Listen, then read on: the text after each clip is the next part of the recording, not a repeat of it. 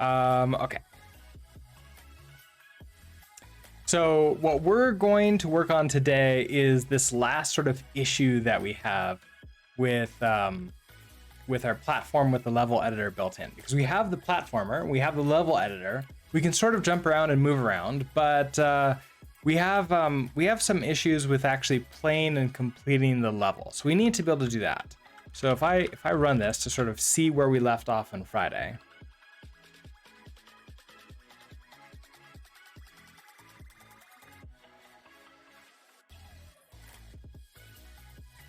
And just as my tea finished brewing.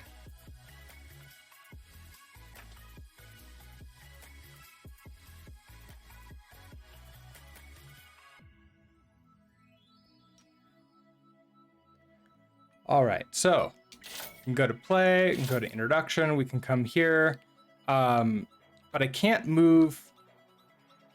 So that's super interesting because I can move right past, but I can't move left. Oh, and I can't restart the game, so that there's that to it. It crashes when that happens. But say play, production, go to edit mode. So if I want to do something like this.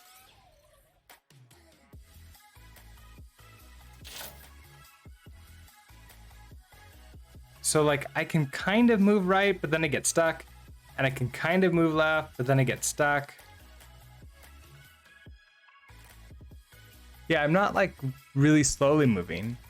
I'm just hitting like the edges. And you can see I'm colliding right and colliding left. So my my collision detection is a little bit off. So what I'm thinking is that we should go. I'm actually like pulling up my wiki because I haven't like saved previous collision detection information here, and when we figure this out, we're saving that information away. So let's do ironically MDN. Collision detection is always fun. Yes, I agree with that statement. MDN AABB. So ironically, maybe not ironically, this is 3D collision detection. 2D collision detection. They actually have a pretty good summary of like, hey, what we should be doing. So like we have a rectangle, and then here's theirs. So I kind of want to use this. So I'm going to move this over to my other screen. We're going to find the collide with platform here. And so here's my collision. I'm just going to kind of redo this. So to begin with, their collision detection has everything beginning with top left. So we just deal with widths and heights. I'm actually going to do that. I'm going to create a point that's on the top left. So let player top left. And do I want to do that here? You know what I could do that in? The game entity. This feels like I can do this here. Let's add some more of these functions. So top left, I guess it could be X.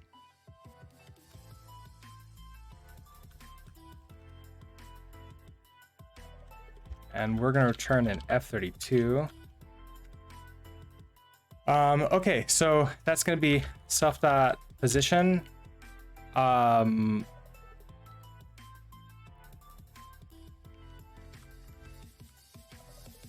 Self.position, I want you, let's see.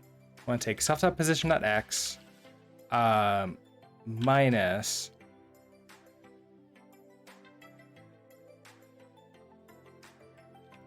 and actually, you know what? Let's just have this return a point. So we're going to create a new point for the x. We're going to say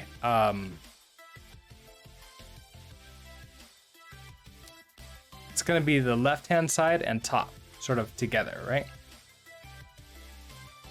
So self dot left, self dot top. That's going to be top left. And then we have the width in here. Okay, so if I do that, come back to here,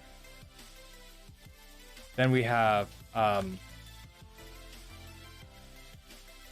the player top left equals player dot top left. Let platform top left, platform top left. Okay, so at this point, I should be able to use this algorithm here. So if I just take U in its entirety, paste you in here. Now this is JavaScript, so we've got to do a little bit of massaging to this data. So first of all, get rid of U. We're going to take this rect1, and this is going to be our player. So player, I guess player top left could be this. Player top left. Now, wherever we have the height and the width, that's actually just going to be from player. This could be removed for the width. That can be removed from the height. Okay, rect2 is going to be platform top left. And you're going to be just platform.width.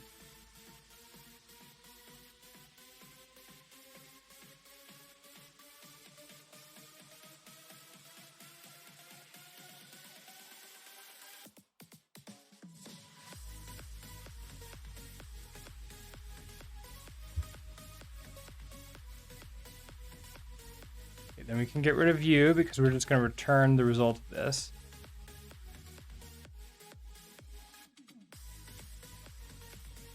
Okay, so you're happy so far.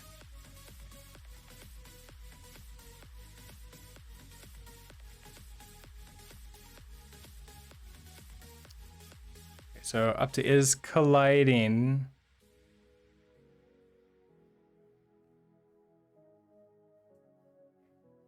And then we're sort of like dealing with that and subtracting like your location. So I'm gonna stop. Like we're resetting ourselves exactly to like where we think that we should be. All right. So with that, let's try running this again. See what we get.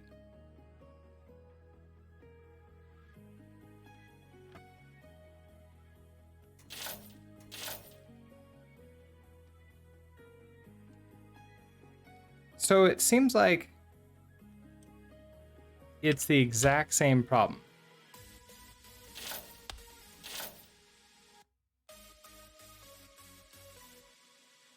Oh, okay. Now I can't move right or left. Oh, that's interesting. I can't move right or left. Now it's colliding right and left. It's not colliding like up and down. It's just colliding right and left. So the next thing that I want to try to sort of like maybe help visualize this is to draw, like create a system for displaying the collision. I don't know, displaying the collision in some kind of visual way. So probably put like a border around it. Maybe like a red border. I think we've done that before. So let's do a display collision like border system.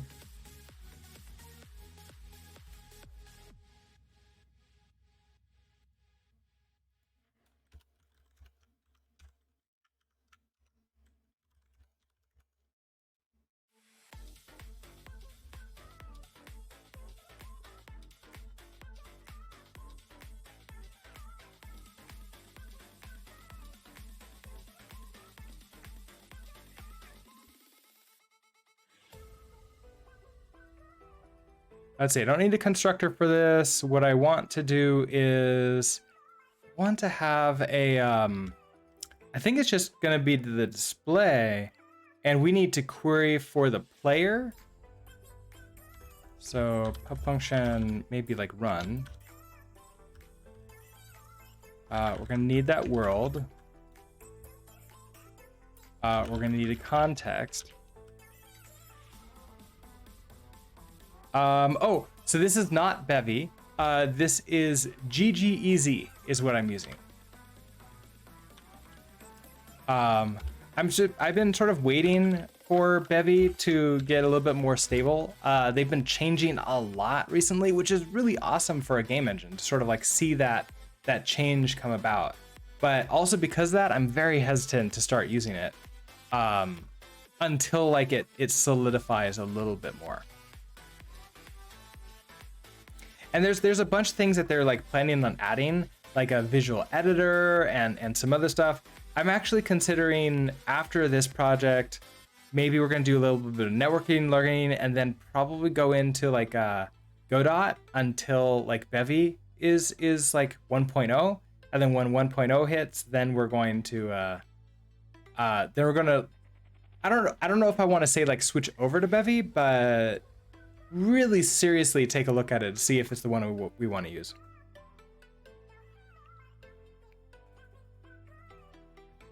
But I am really happy with what they've been doing so far.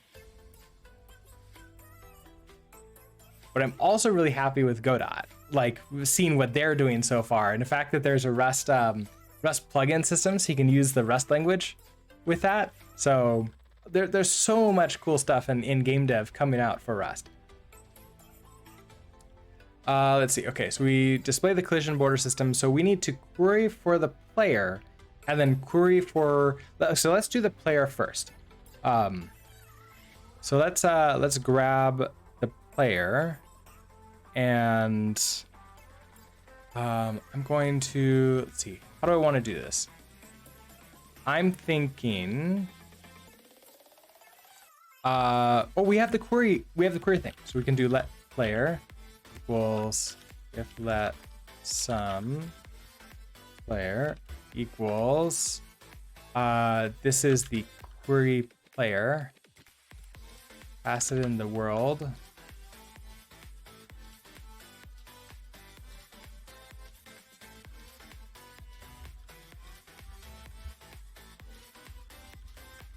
so I only want this to happen if we have a player. So let's do this for players first. So we grab the player out, we get this game entity for it, which has the position inside of it, which means now I could create a created mesh.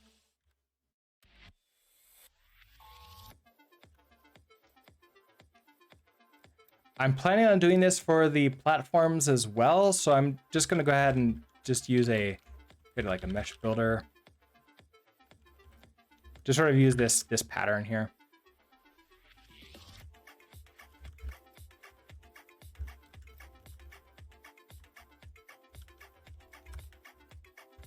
So begin building that. Then for the player, we want to create a circle where the center of the player is. So let's verify the center of our player is like where we actually think that it is graphics wise.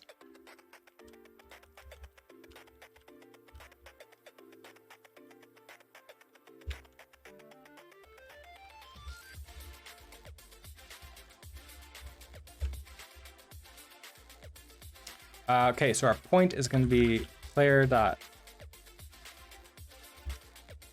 position. Oh right, we have to borrow it. Then we can to array it. Our radius, let's make this like 5.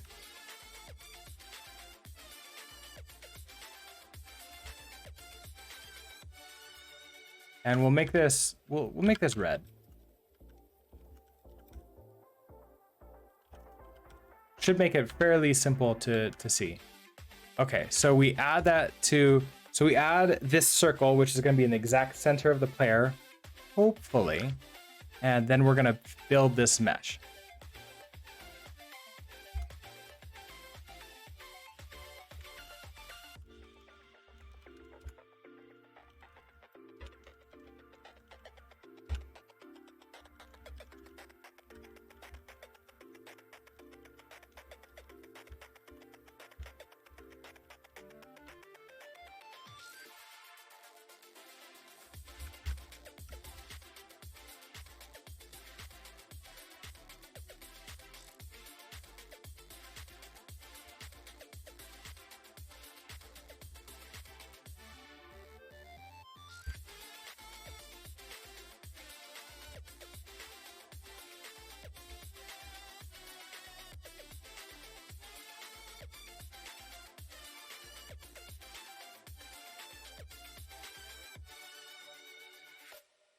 I'm going to draw this at the very end, so it should draw over everything else.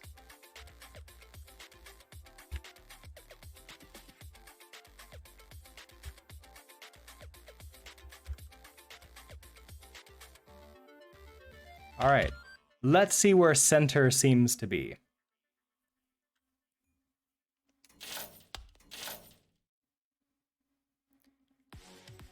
Okay, so center's right between the eyes.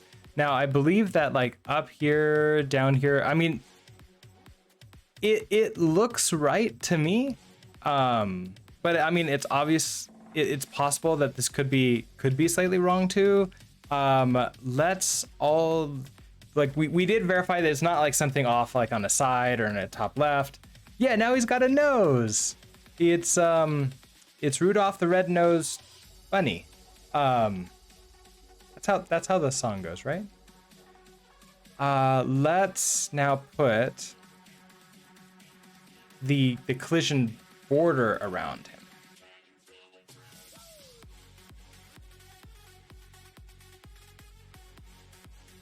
So we do this circle, and then we want to create another one. So let's see. Let this rect. All right, so for pull in rect. Did not. Okay, so we have to give an X and Y. This is gonna be the top left position. So the X is gonna be player.left, player.top, player.width, player.height. And that gives us this rect, and now we can add this in here too. So rectangle, do another draw mode. This time we're gonna do stroke with, let's try a 1.0 stroke. This can be how wide this like border is gonna be about it. The bounds is this rect, and the color is, we're gonna use the same red color. So I can actually create that up here. This is gonna be our color equals, grab you out.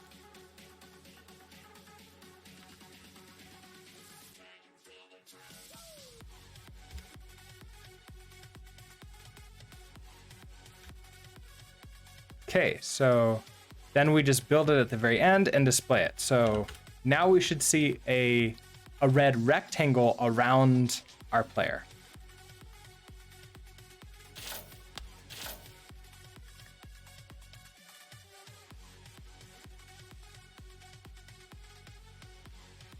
Did you see that?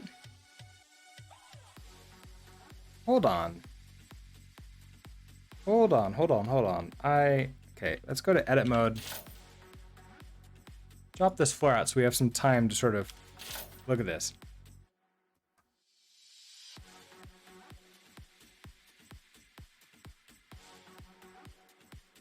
So our rectangle, did you look at this? The dot previously was right between the eyes. Now the dot is in the forehead, and the entire position thing has shifted up.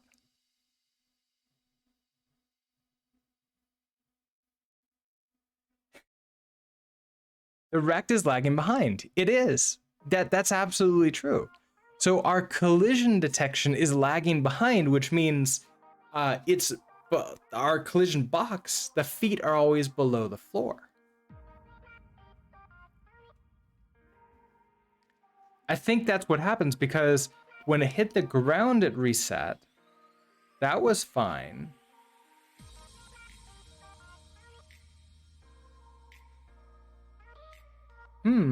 This is interesting.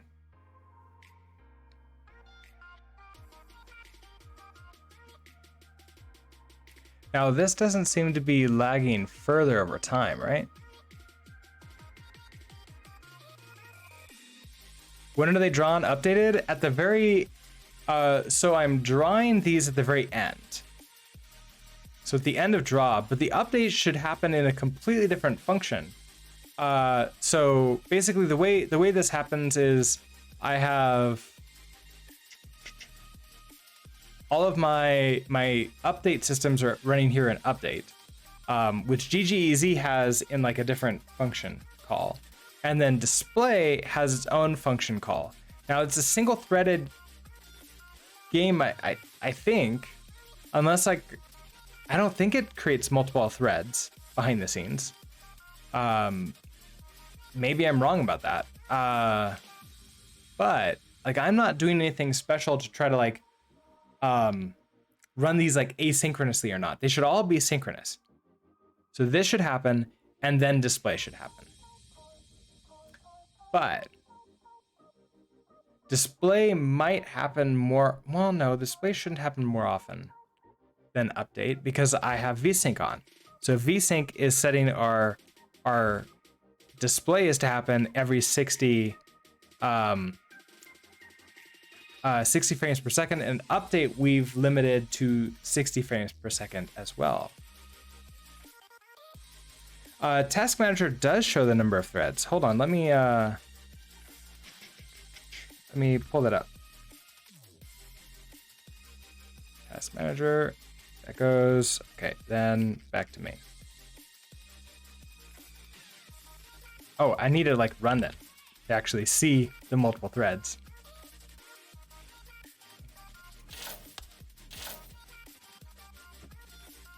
Then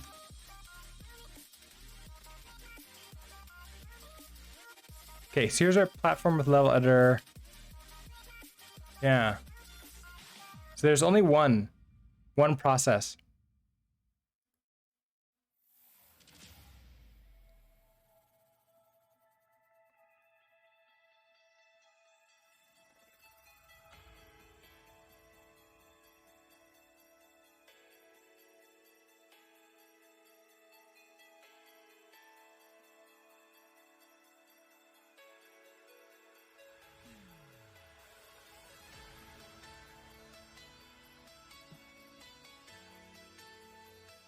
I don't think there's anything that I can figure out.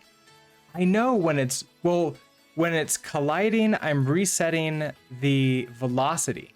So then it catches back up. So the position is always off just a little bit. Now, am I doing this foolishly through some like prediction thing? Am I just doing it wrong? So collide with platform.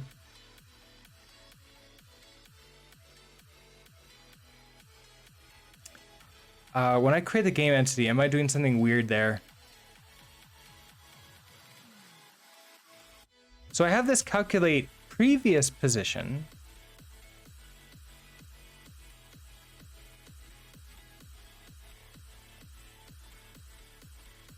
But my position is just straight off of the position that we know about in the world. So that's not super helpful.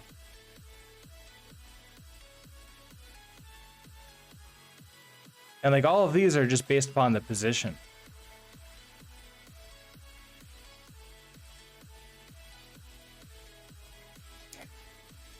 Okay, let's also add in, okay, I'm gonna break this off into a couple different functions. So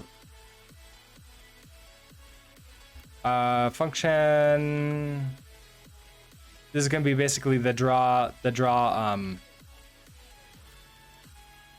border around player. Actually, this shouldn't matter. Draw border around.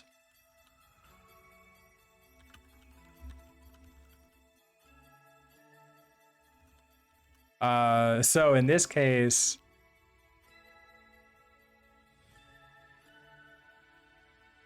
yeah, so it's going to be basically just doing these two things, and we pass it a game entity. So we're going to have the game entity, which is a reference to a game entity. We're going to return a, I don't even need to return a result. Oh, we need to give it that mesh builder,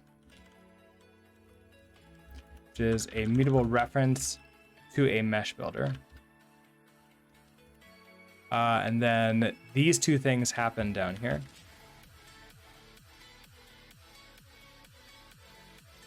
So then I can do self dot a border around. We're gonna pass it. So in this case, we pass it to player. Just pass you a reference to the player and then a mutable reference to this mesh builder. So that's nothing else should change. We can also add the circle in to this too. So draw the border around this. So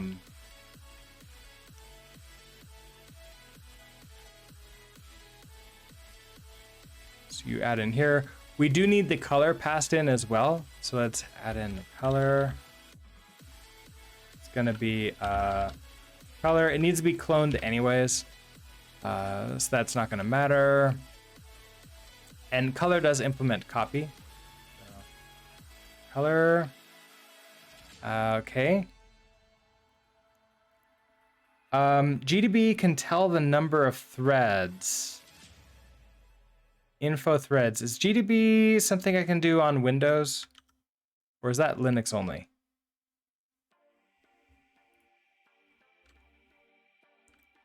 Okay, so you're unhappy. Oh, right. So this is not player anymore. This is now game entity.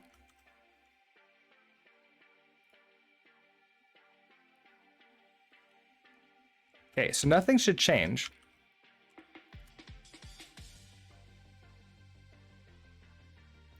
Because we're not doing anything with the other. Yeah, so everything's still the same here. Now, like, when it's at this sort of standing still position, everything is fine. Now, when I try to move left, I can move a little bit left, but not that much. Oh, GDB is available for Windows. Yeah. So I eventually I'm gonna buy a new like sort of notebook for programming on the go. And I haven't decided what that's gonna be. If that's gonna be a Linux or a Mac or a Windows computer. I don't know if I want to install that right now, unless it's actually in Windows. That might be something I do off screen. Let's see. So now let's query all the platforms. So if we know we have player, now we may not have platforms. That's gonna be fine. So let's platforms equals. I think we can just do query platforms and the world !u, and here's this vec of game entity. So we do this with the player, and then we're going to loop through for. I can just use a for each for this. So we're gonna do platforms, iter. We're gonna do a for each. I'm gonna get the game entity out of this, and then we're gonna call self.dropBorder run game, pass it that game entity, pass it a mutable reference to the mesh builder, and pass it the color.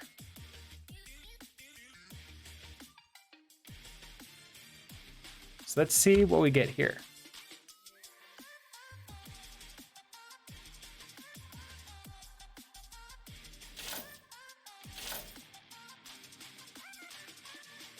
Now,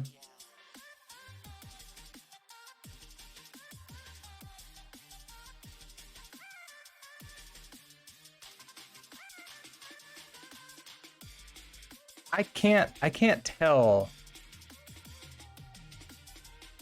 if that's like up by a pixel or two. You'd recommend Linux Mint as it's pretty easy to use and looks similar to Windows. I mean, so I have a Linux laptop right now. I just run Ubuntu on it. And it's been great so far, except the SSD drive just died on it. And it's an older computer. It's really heavy and big, and the battery lasts like less than 45 minutes. So I'm like, that's why I'm thinking about buying a new computer, but I haven't decided what I'm gonna get. When the M2s come out for Mac, I'm gonna like really seriously consider that, because I really like what they're doing with the new architecture. Oh, WWDC is tomorrow. I forgot, because it's June. Yes. That, yeah, they might announce that. Although usually they only announce like iPhone stuff, right? At WWDC. Although these days, who knows? Like I used to go to WWDC all the time. I was a Mac system administrator for 8 years, so I do have like a lot of knowledge of like at least old style Macs before 11 came out.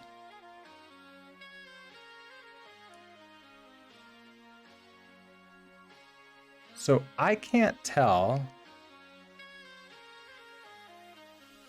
if this is like 1 pixel or above or below.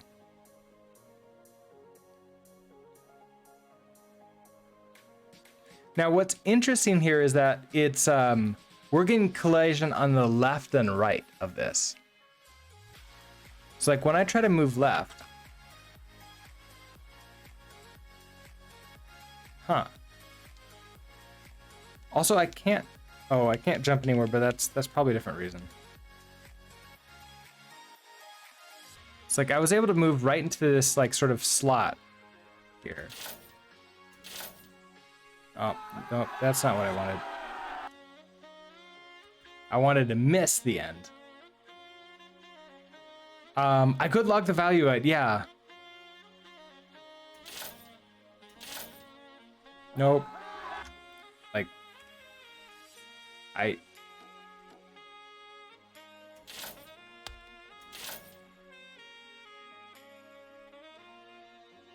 That's fascinating.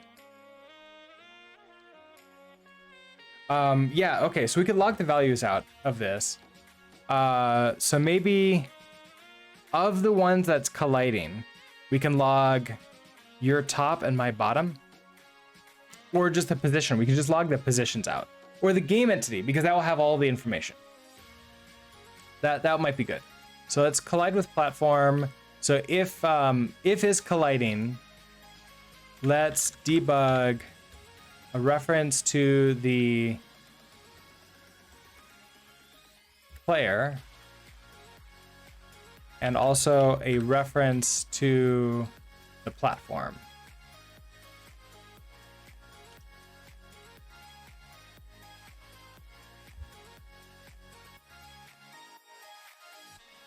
Oh, game entity doesn't implement debug. I wonder if there's gonna be a problem with this. Oh, don't do that. Can I derive debug with this?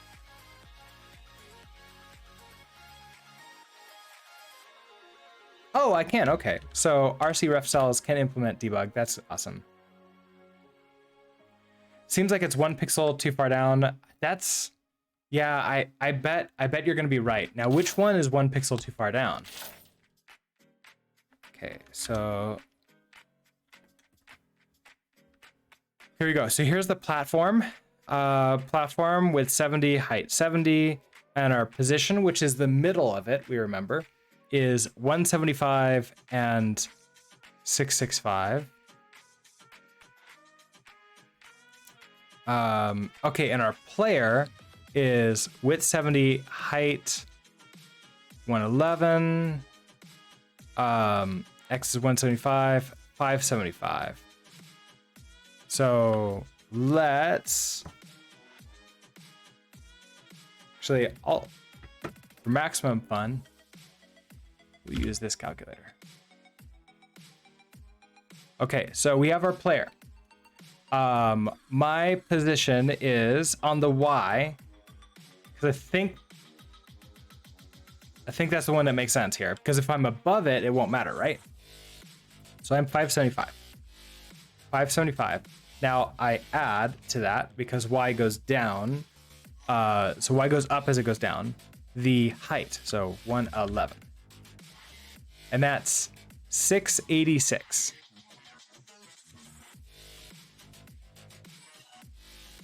Okay, so 686. So remember that.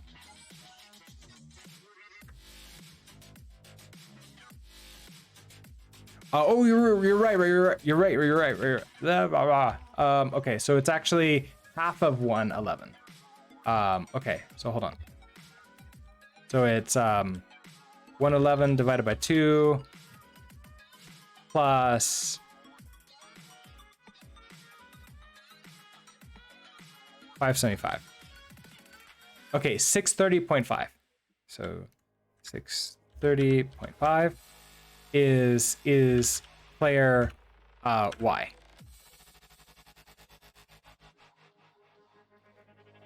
Now, if we come here, this is the player Y bottom. The platform top is what we're curious about here now. So we're doing...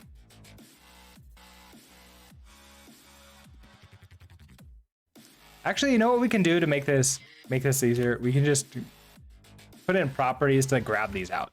So let's do, we want the bottom. So pub bottom, we could just store a point. Pub,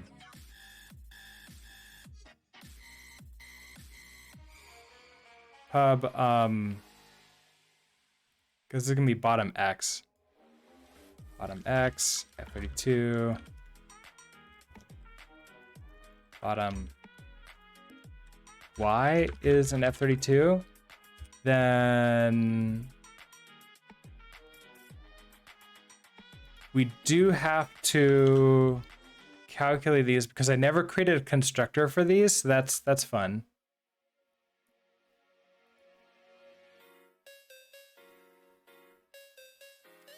Oh, right. Okay, so you have like bottom X.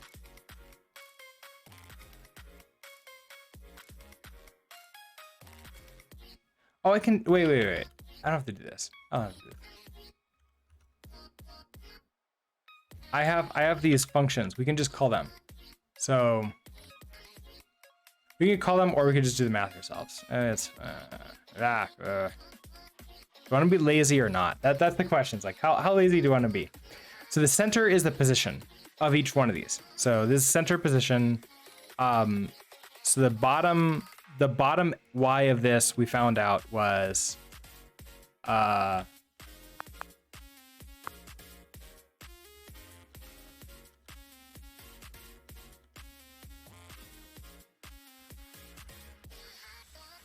is 630.5 for player bottom Y. If we go to the platform top Y, that's going to be 665 minus half of 70 is 35, I think.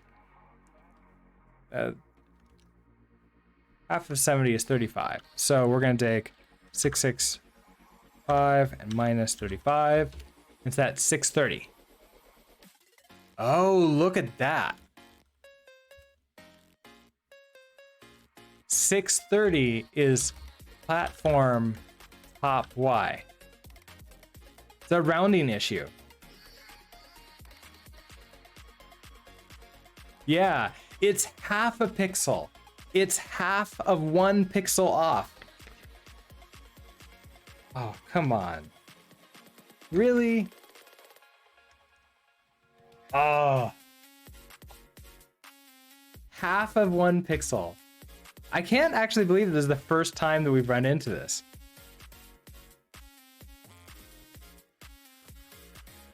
So how do I want to fix this? Probably change the height of the player to be something that divides evenly.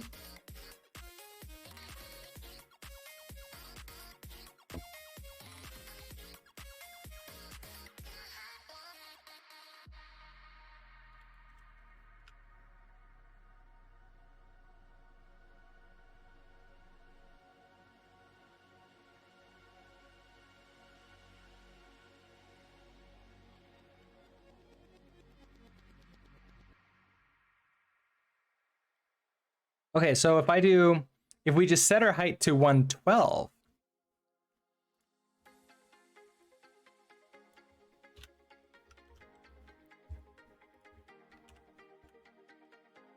how does this work for us?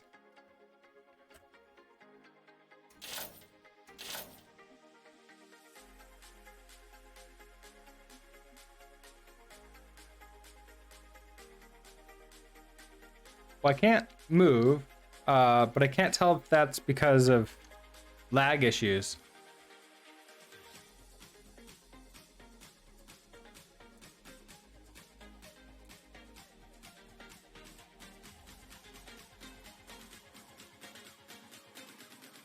Let's take this out. Like, there's a lot of sort of debug that's printing out that could totally lag out the system and like make it not pay attention. Oh, now my position is gonna be off by half too.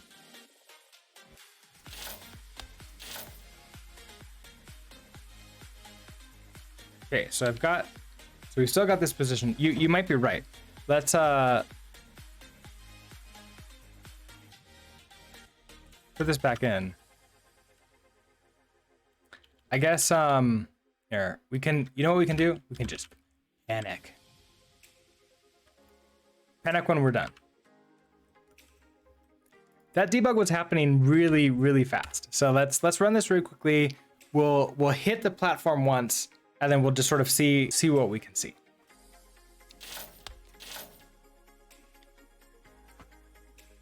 Okay, so we have our player here.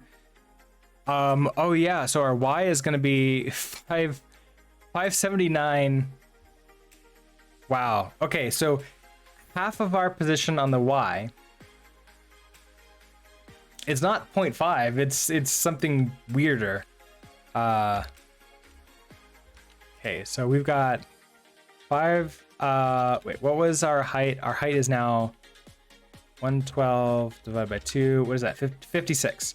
So 56 plus 579.880005. Okay, that's negative. Wait, how did I? What? I think it was 56.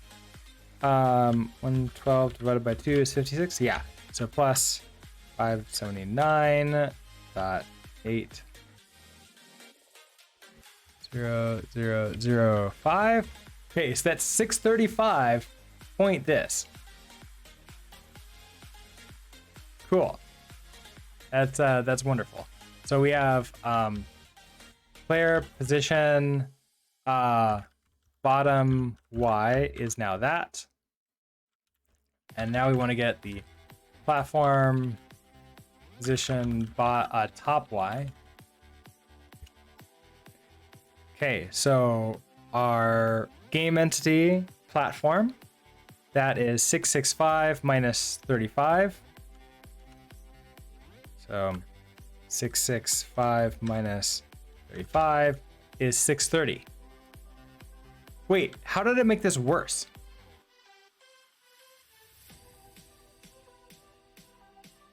Oh, because that's the velocity when it's hitting down. Okay, hold on. I don't think that I want to panic on the first go. I think what I want to do is like let it stabilize. So hit it, it hits, it resets back up, and then it sort of settles.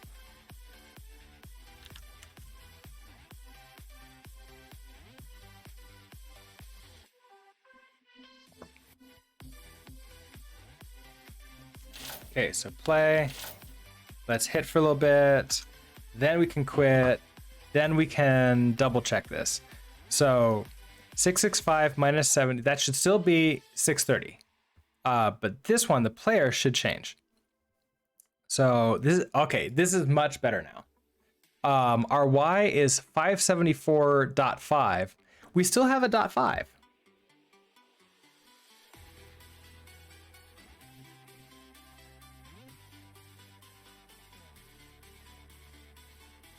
Well, that's kind of what I'm trying to do.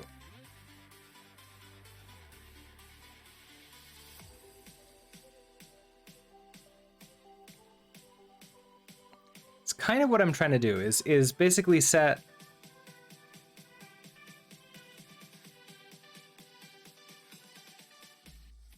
so where this is colliding is doing an AABB collision detection to see if one entity is inside of another entity.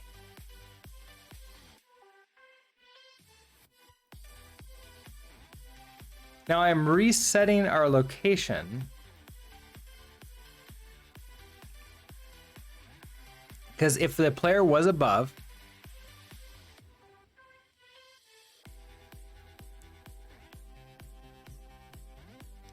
then I reset our velocity, we set to 0 for the Y. And for the player height, we figure out, okay, what this platform top is, which should be this 630, minus the player height divided by 2.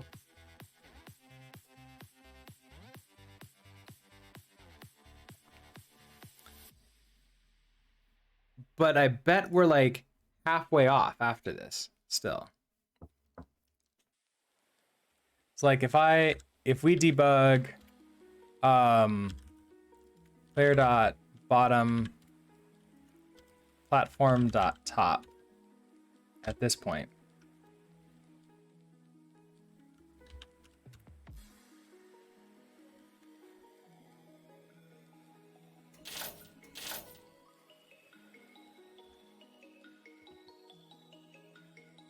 No, look at that. Okay, player dot bottom and platform dot top is exactly the same at this point in time.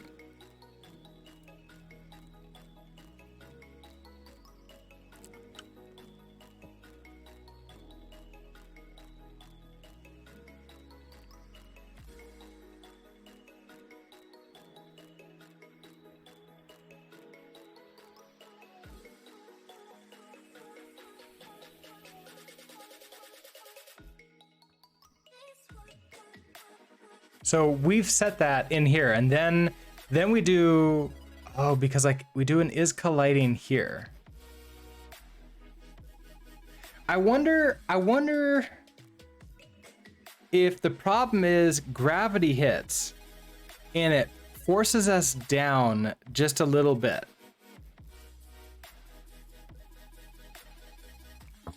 It forces us down.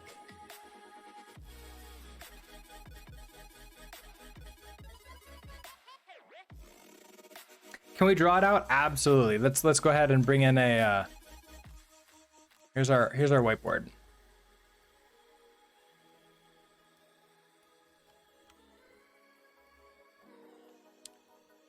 So we're coming in here.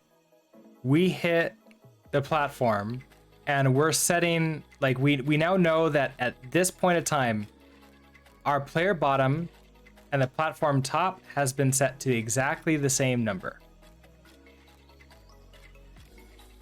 But I think I'm understanding that because the way I'm doing this here, where I'm doing like this self is colliding at the top here, and then it does all of these else here.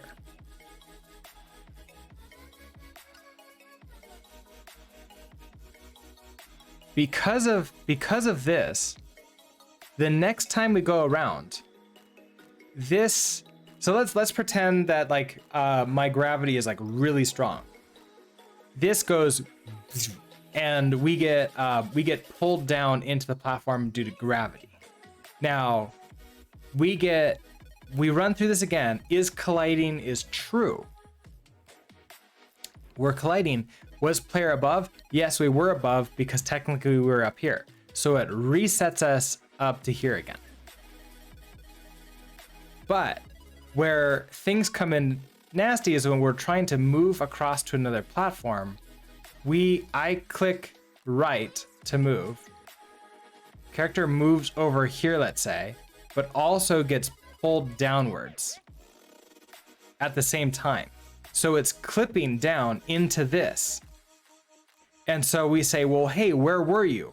We were above here. So was player above? True. Was player to the left? That was also true. And so it resets us to here. That's what's happening. Enigmatism. Hello, good morning. Sorry about the name butchering.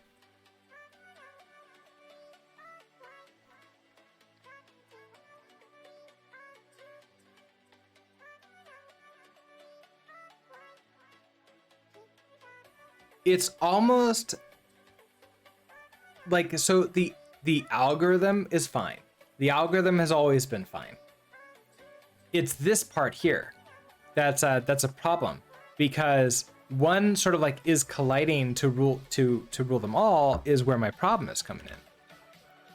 Because I'm being pulled downwards like this.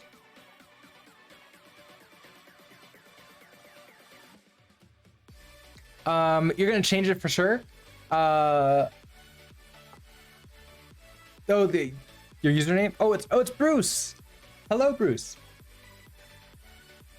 I have so many names running around in my head. I forget people's names. Well, you also told me, Bruce. That helps out a lot. I forget people's names in real life, and then username to names. Oh my, good luck with that for me. I'm sorry.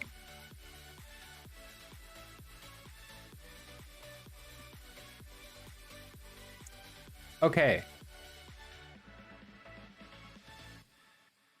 So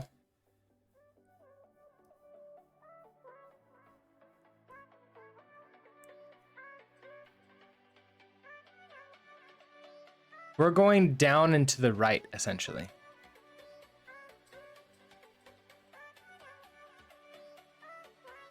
We're making a platformer game in Rust and GGEZ, and we're currently working on a problem where I can't move from one platform to the next due to fun reasons. Now,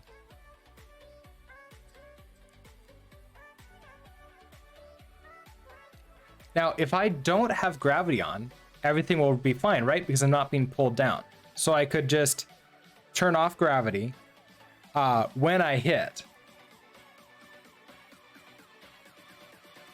So, for example, we set our empty states to standing. So we have this apply gravity. We could state, oh, look at that.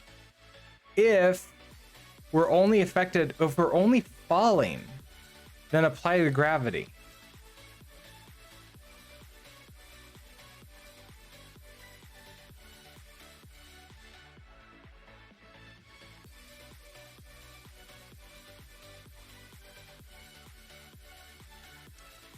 I want to say this is not working. You tried to learn Rust, but it's so hard. It can feel pretty hard. I totally understand and emphasize with that. I think that starting like really small and short. How did you try to learn? Did you go through the book?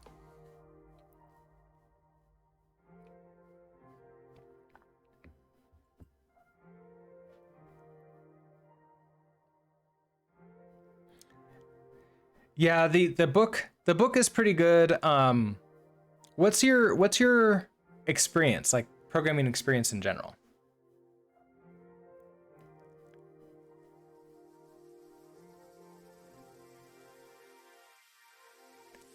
So we add this acceleration if our state is falling. You know JavaScript and Python. Okay, so it's, yeah, Rust is going to be pretty different from those languages, especially if those are the only ones you know. It's I would like Python is probably okay, because like there's some things about Rust where you can say like, oh, okay, it's, you know, it's got some high level stuff that Python has. But then if you go into like, there's the memory management part of it that gets a little bit that you just don't need to know in any other languages that are super high level like Python or JavaScript. Or at least you don't need to know on the surface. Rust is something of a C-like language. Yeah, absolutely. So I guess you have to decide. Well, I mean, first of all, it's like, do you really like, how much do you want to learn it? Sometimes it's not worth it to go for it. Sometimes like learning another language that's intermediary might be helpful. And then sometimes it's just like, okay, well that method you used didn't help. Like maybe the book didn't help, but maybe some other resource does help. And like this is where like personal learning like comes in, is like, okay, what's your what has helped you learn the most? You want to stick with C++? Well, if you have C++ knowledge, then, and if you want to stick with it, then stick with it.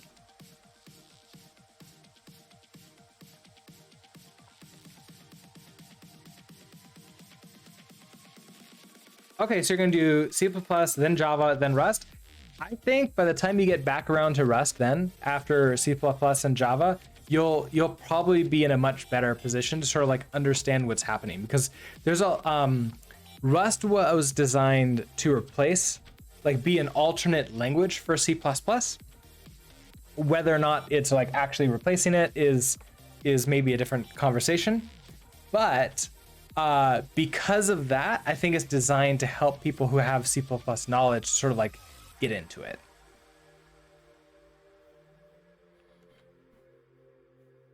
So yeah, I think that's a good idea. No, it sounds like C++ to Java, then to Rust.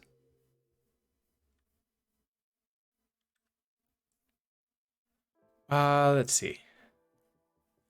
Now, are we still applying gravity?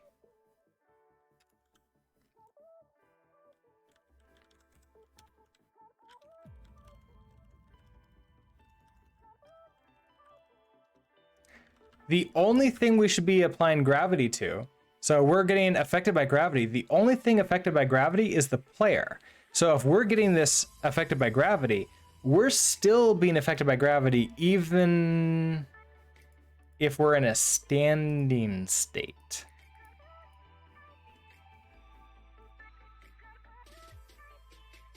Okay, you're just learning for fun? Oh yeah, in that case, like, who cares at all? Like, do whatever is fun. Like, learning stuff for fun should never be work. It should be a hobby. I'm like, yeah, there's sometimes not fun in hobbies, but like, eh. Okay, so let's see if we're getting gravity. If we are still applying gravity. We are still applying gravity.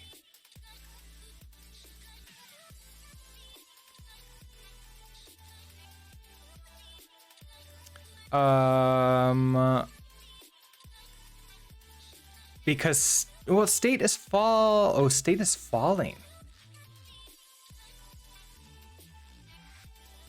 So here in Collide with Platform,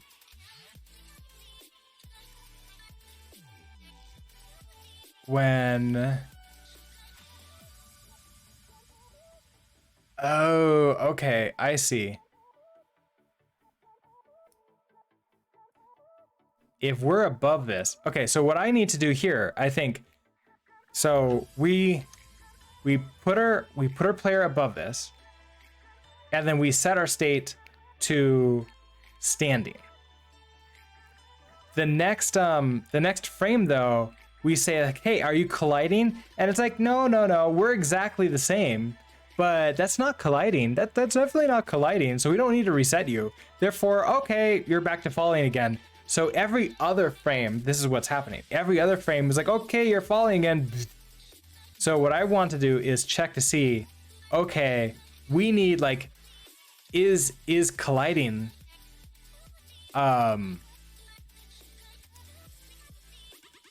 we can maybe do two types of this colliding, is like just barely touching. So like in this else, I probably want to do something like an else if here. Like an else if something like is touching.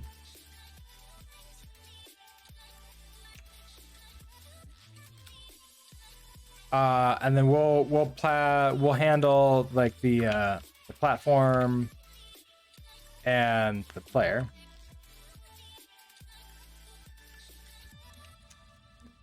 And then we'll do this stuff.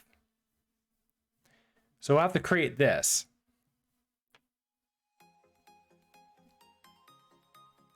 You have to change the state back when colliding with a platform. Oh, you got a message alert concerning the stream. Oh, is it like one of those, the alert message went out way late? That's happened to me. Like I constantly get, like, I start the stream and, like, I don't know, 10 minutes in, I get the, hey, did you know you can do your dashboard, like control the dashboard through Twitch? I'm like, yes, I've been streaming for a while and I'm in that right now. Okay. So let's create this function here.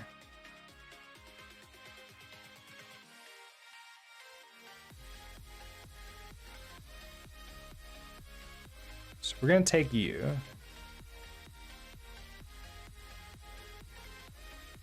And we're going to return a Boolean. So is touching is, okay, we're going to take a platform, which is a reference to a game entity, and our player, which is a reference to a game entity. And so here we're gonna say if we're exactly equal to each other. Oh, you redeemed go take a break and find Zilby. Oh, did you not want to do that right now? I could just hold that, or I could redeem it if you want. That's so Zilby is my cat, and he sometimes comes and hangs out with us, but I add that in to, like, okay, let's go find him and, like, bring him down here and do some pets. But if you don't want to do that, I'm okay with here, I'll refund. There you go. You get your points back. Did you actually want me to do that? It sort of like felt like you didn't, but if you did want to, that's okay too. I can go. No, why? Well, then we do it. I'll go find Zilby. I'm going to, okay, perfect. I will put up our asteroids game. Documents, code, builds, bits, asteroids. All right, so here is our asteroids game. All of you can play by just chatting in chat. Anything in chat will spawn you in as a platform to start hitting things. And there. And then see if you can protect me while I'm... Wait a second, did that not start the chat? Oh, it didn't start the chat. I think... Yeah, we had an error. Let's try it again. There it goes. Now you can follow the instructions, just chat, say anything, and you'll come in and help me out. See if you can protect me until I get back with Zilby. I'll be right back. Reinforcements have arrived. Reinforcements have arrived.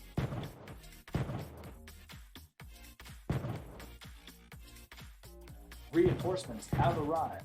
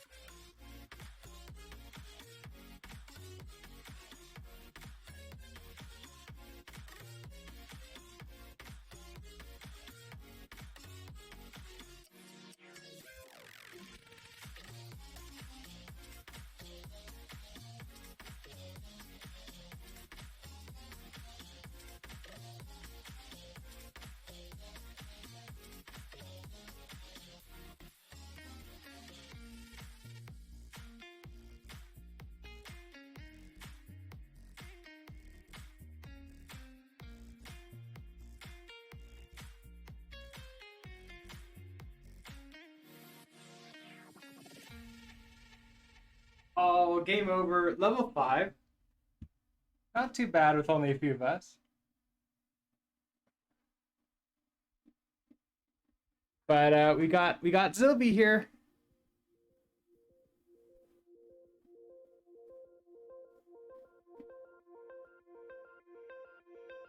We want to look at. That's the microphone.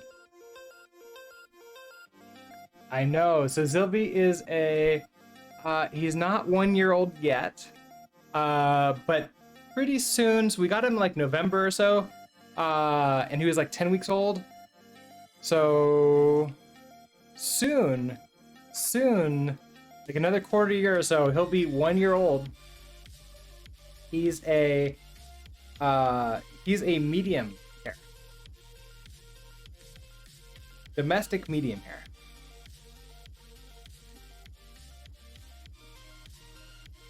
Yeah, I know. He's so awesome. He loves he's like in that I love cuddling like part, and then also like just play. He's in that phase of life. Can you get it? Rescue a cat. Like we got him from a rescue, and super awesome. Really happy we were able to grab him.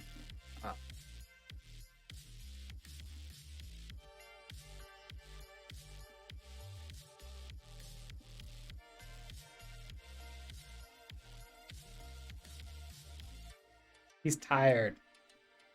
He usually spends this time just sleeping.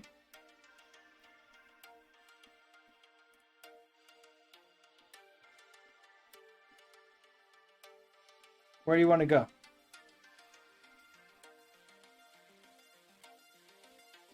Good. I have an entire bed for you right over here.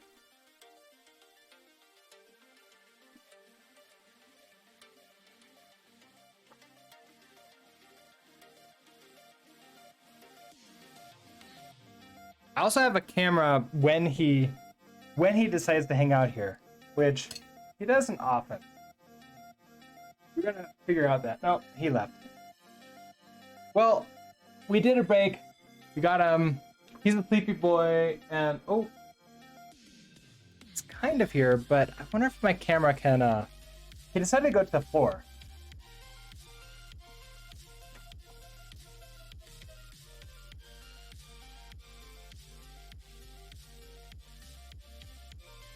Floor camera.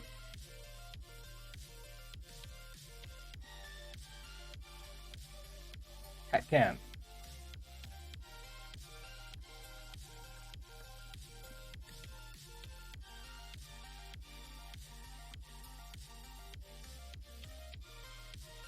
Not I don't know what he's looking at.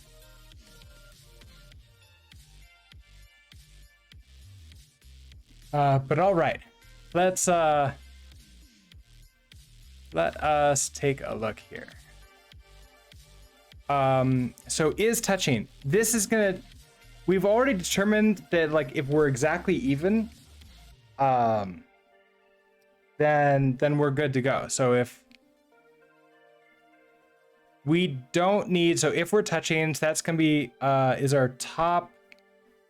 So let's see. Return the platform dot top is equal to the player dot bottom. So if that is true,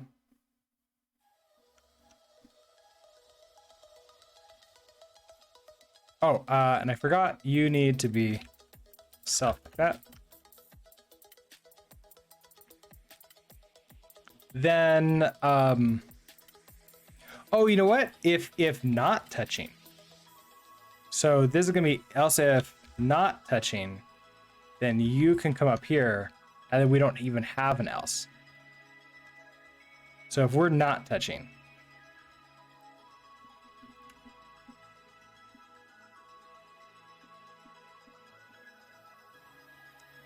Strict comparison. Oh, okay. So that is true. We are doing a strict comparison. Is there a comparison? Some margin of error? That's probably a good idea. Let me try doing this first. Seeing if you are okay with that.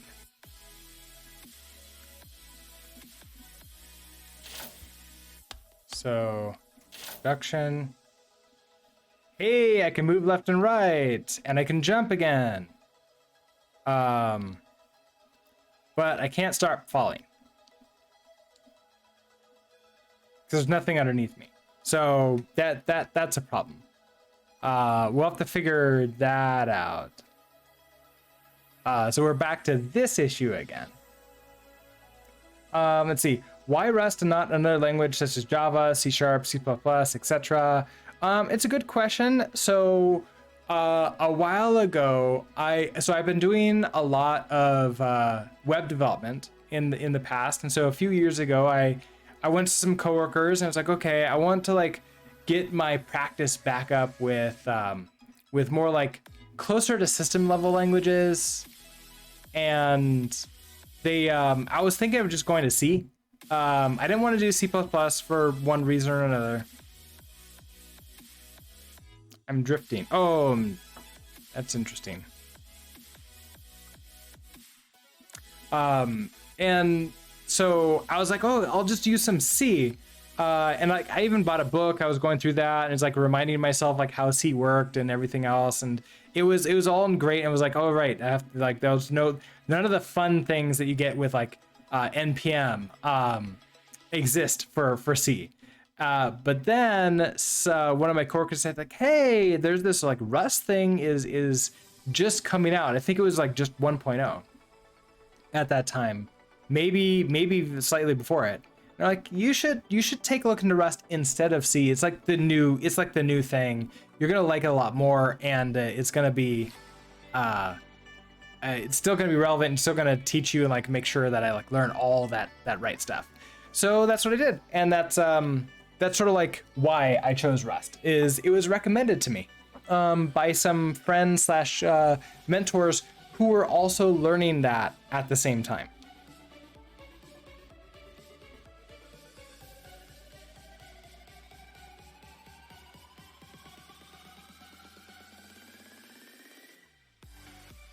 What can you do with it? Rust is a generic programming language. Is it fixed now? Sort of. I can still sort of come over here until I jump. Then I can fall down. So we do have another problem. But we fixed one of the problems, but I have another one. Okay, so Rust is a generic programming language, and what I mean by generic is that it's not set to like solve any one specific problem super well.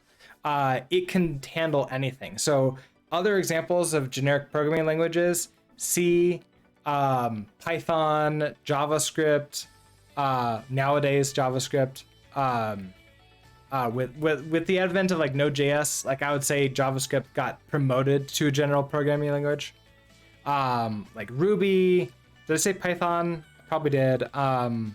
C++, C#, all of those languages can solve pretty much everything that you put into it. Like maybe some of them have like slightly better, like, you know, better for certain like types of problems, but in the end, they can all solve everything pretty well.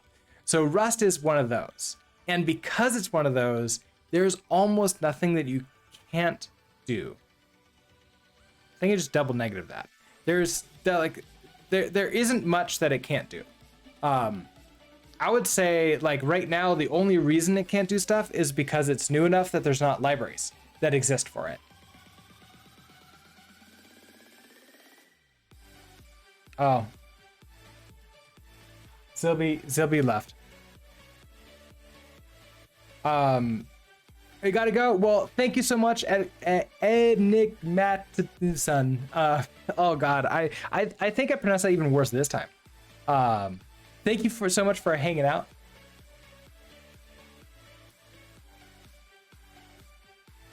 JavaScript is everywhere by now. It absolutely is.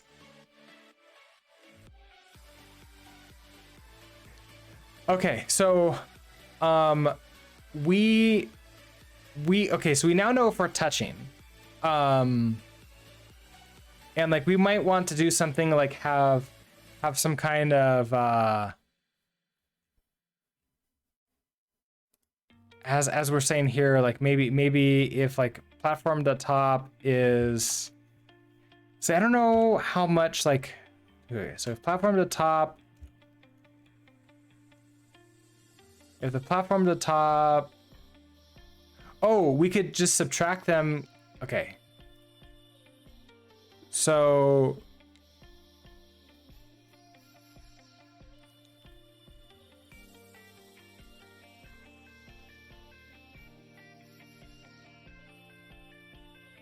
we do want an else.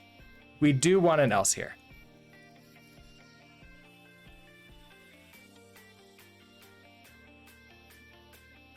Oh, no, we don't. Okay.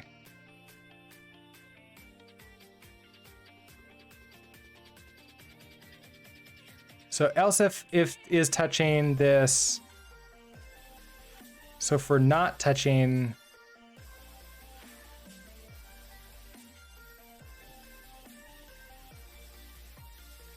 set our state to falling. And if we are touching, I kind of wonder if I want to do this like in a different way. There's even a JavaScript smartwatch. Really? I haven't been paying attention to the alternate smartwatch market, so I don't know. Okay, so we're going through this. This is only running if we're not colliding, but with this specific one platform. Really what I want to do is if we're not colliding. Okay, so for every single platform, oh, it's Bangle.js. Oh, interesting. Okay, it kind of makes sense.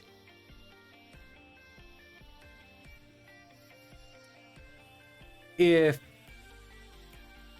I'm colliding with one of the platforms, that's great. Reset ourselves and we're standing. If we're touching a platform, continue standing. But we're touching on the Y, essentially. Oh, wait a second. This is not going to work because this is touching. It's just checking the X's, isn't it? That line, like wherever. Okay, here we go. This is pretty silly what I ended up just doing here. If I run this and we immediately, oh, I kind of need to like. Here.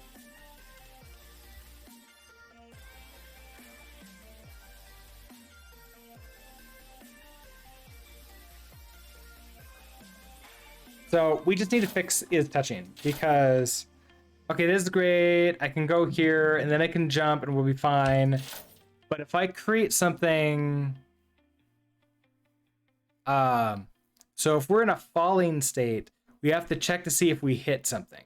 So like putting something here won't cause us to collide.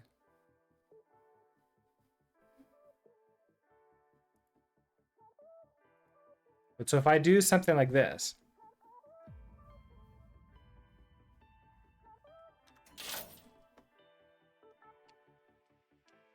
oh, I can't jump anymore.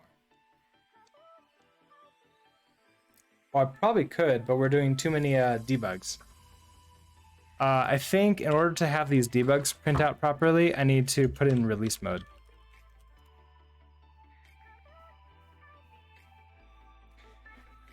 So I think is touching. We also need to make sure that we're within the X and Y boundaries.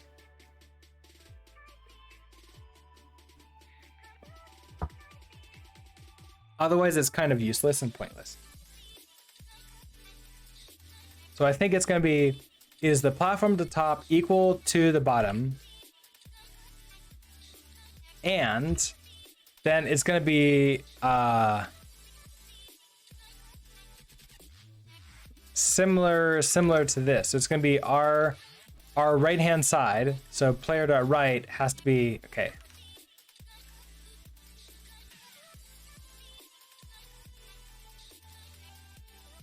Oh, yeah. if I want to do this, okay. Well, before we fix that, let's just fix this here. Okay, so we need to check to see if our right-hand side is to the right of the platform's left-hand side. So if player dot right, that needs to be, so the player dot right needs to be to the right of, so is greater than platform dot left. And player dot left is going to be less than platform dot right.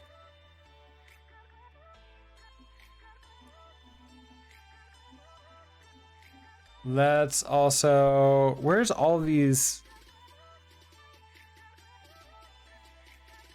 Let's take out this debug. I don't need you anymore. I don't need you anymore. A lot of these debugs happening.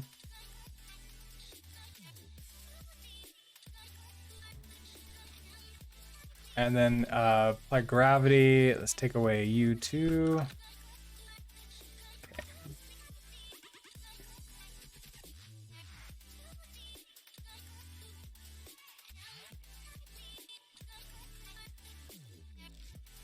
Okay. Oh, I still can't move left and right. I can't move left and right at all. Well, that was not exactly what I was expecting. So is touching is basically we have to be within here and just touching the top.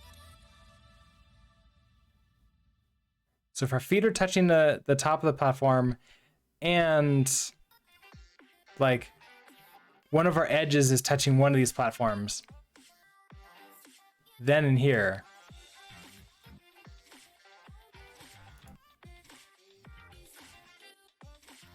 basically if we're doing this, make sure that we're still in standing, else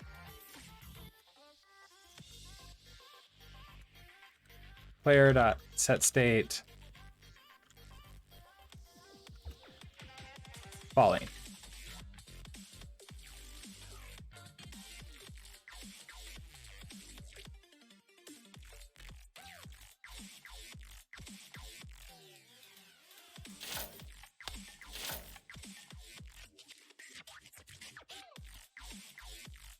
But that's not hitting it anymore. So I guess I do need to put some of these back in again. So let's put a debug. Hit top.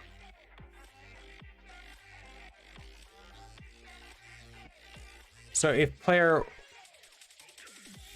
was to the left, we've reset to the right. So we hit to the right. So hit right, and this is hit left.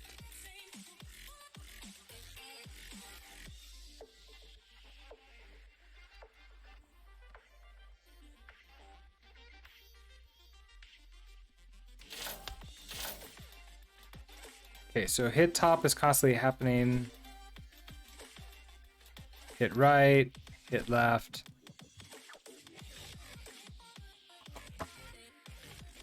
Okay, so we're still setting ourselves to entity state standing.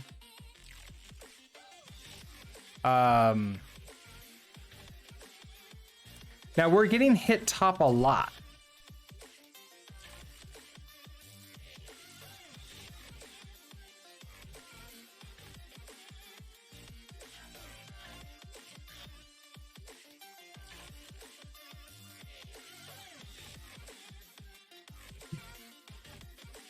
So we're setting our state to entity standing. Debug player. Bear, hello. How are you doing today?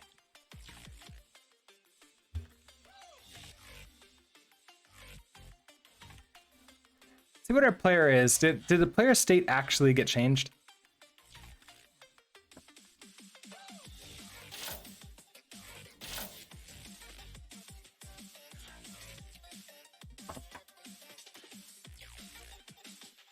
Okay, so here's our player game entity. Our state is standing. Okay, so our state is standing. Apply gravity. Now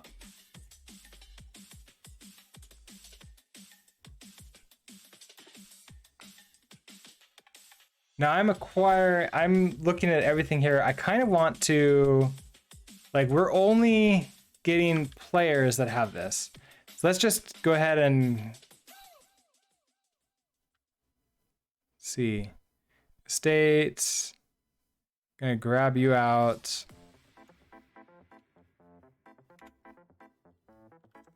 Let's debug state.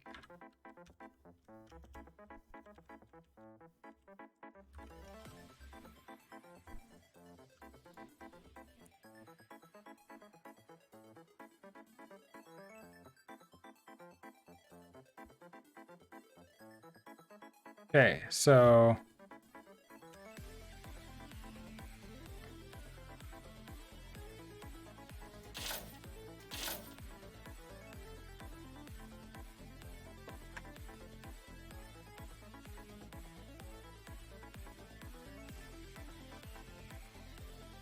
our state is falling still.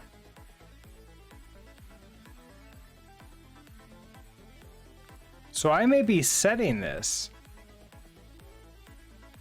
but in game entity, so we have set state, we get this. Okay, self-test state, we borrow mute, new state, toString. Okay, some.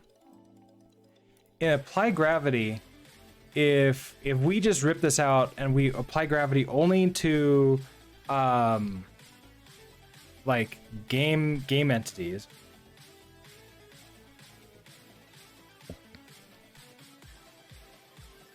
So let's say I like only do this to the player, because that's who I have right now. So let's player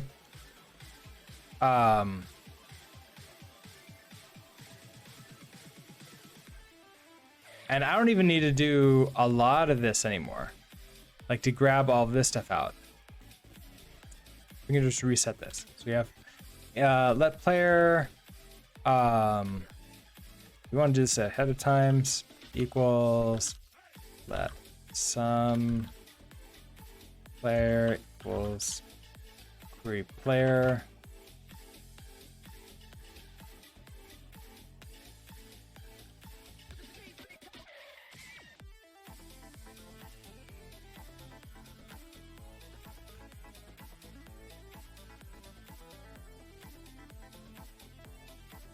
Okay, so we have gravity is going to be a force. That's that F32. So I actually want to gravity equals a point new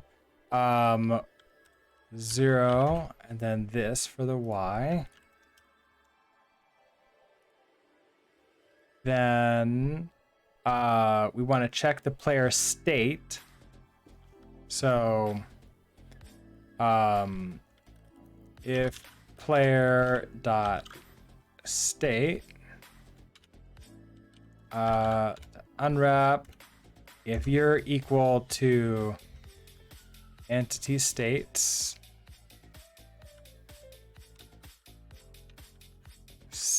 falling, then we're gonna do, so this is gonna be a dereferenced player dot acceleration unwrap borrow mute plus equals gravity.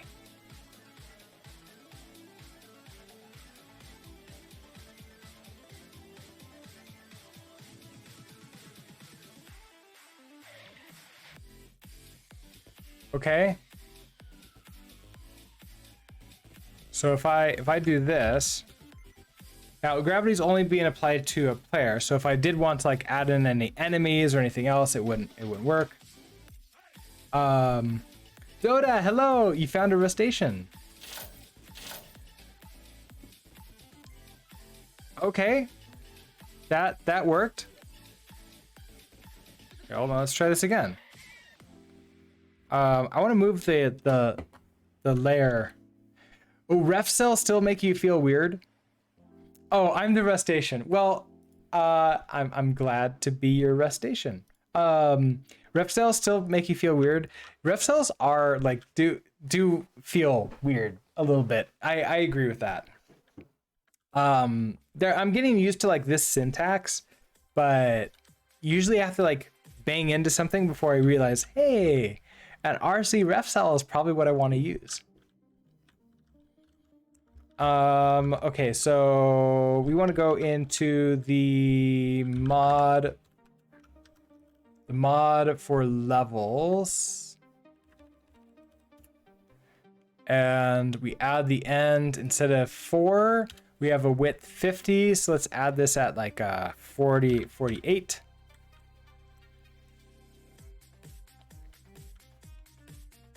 So now I'll be way off to the right. If you could stop enjoying naps so much, you work a lot more. Or, okay, so I almost got it, and then we hit here. But look at that, ref cell standing. So my player is standing. Hit top. So we're hitting top, so it's resetting us. We're standing. Hit top.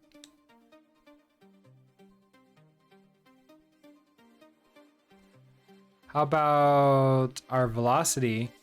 We have no velocity, left and right, but it's also not telling us that we're hitting left or right, interestingly enough.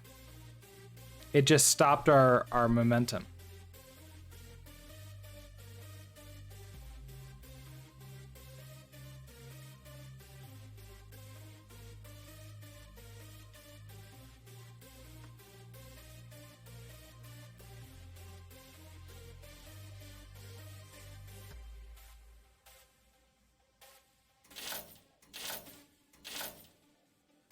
Put this here. Do something like this. See what this feels like. So once I get to multiple things to the left of each other, is that right? So if I like add something like this. No, it's at this level. Huh. I hit right and hit left when I'm hitting right and left. So that's hitting again. If we go back to apply gravity, and I then just say debug applying gravity.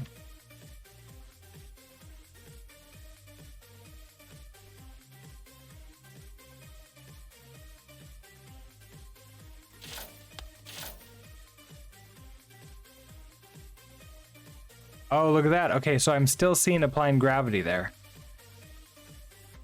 So we're applying gravity even if we're in a falling state. So I kind of want to take a look at what our player is.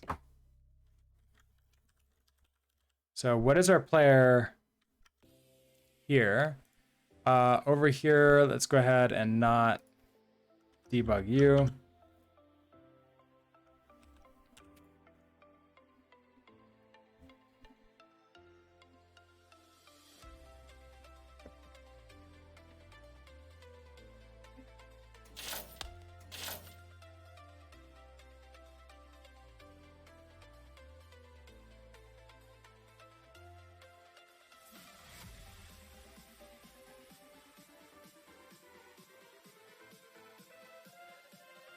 So our player is falling at this point. So our player is falling, which is why we get gravity applied to us.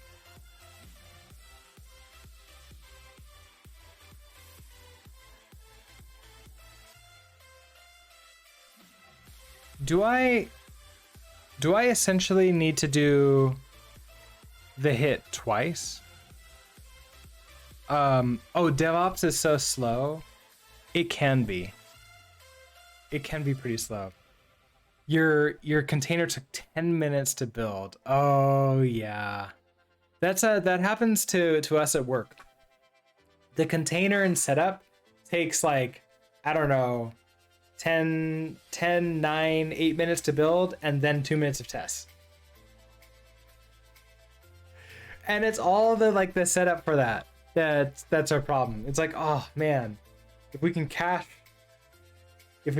our everything else, it'll be good. Bruder FTW, hello.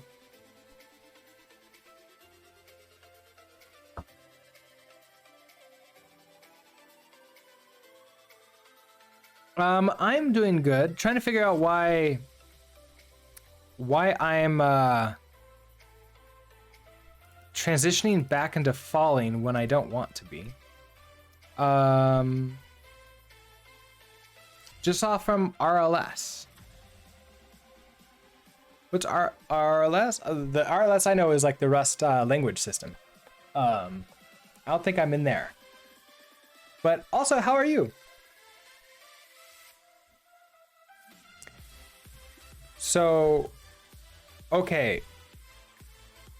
If we're not touching anything.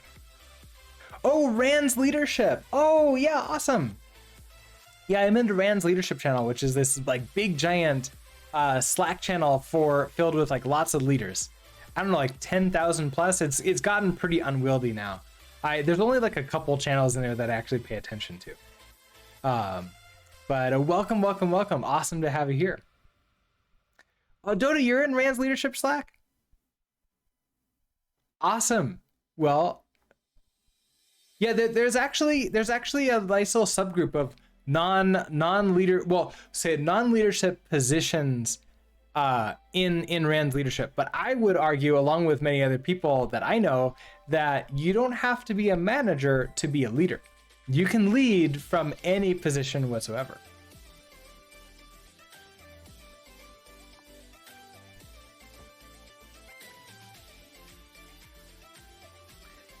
Yeah, I spend most of my time in the Agile channel. Let's see.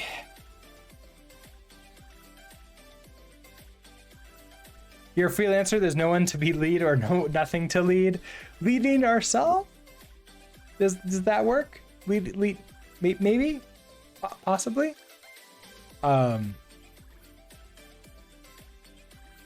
You lead, therefore you are. Yeah, I think that works. That sounds about right. So we're hitting this. This is the only time we're setting ourselves back to falling state. So this is false. Why is it false? When does it become false?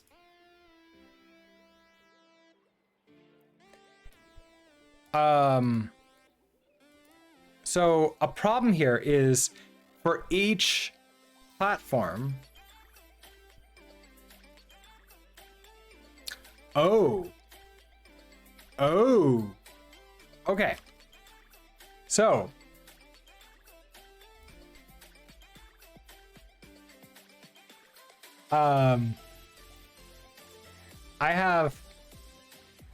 we have a row of lots of platforms. We have platforms all over the world.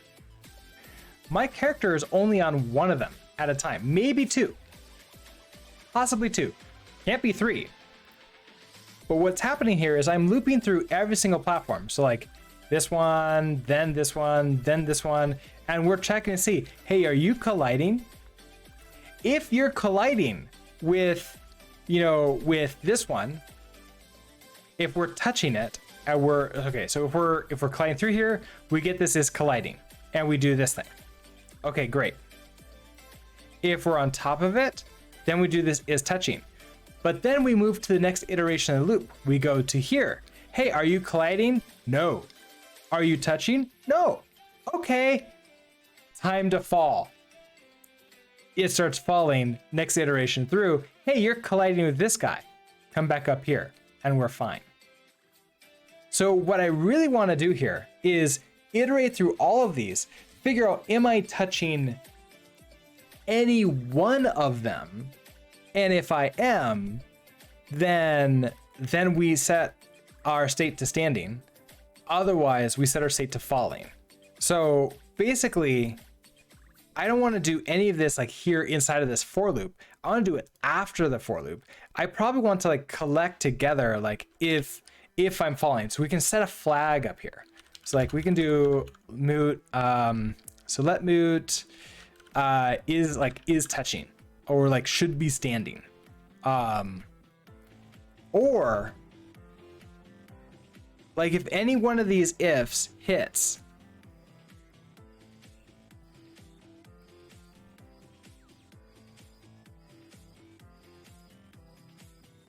like, okay, so if we're colliding or touching, we're gonna set this to be true. So like is falling.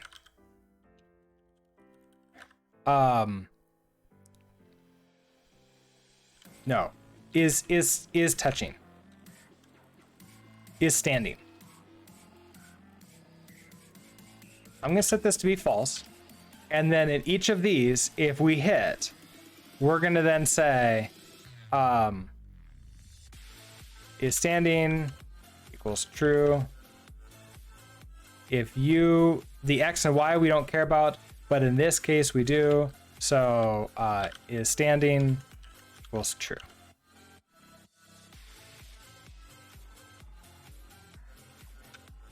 So if we're touching from the side, that happens here.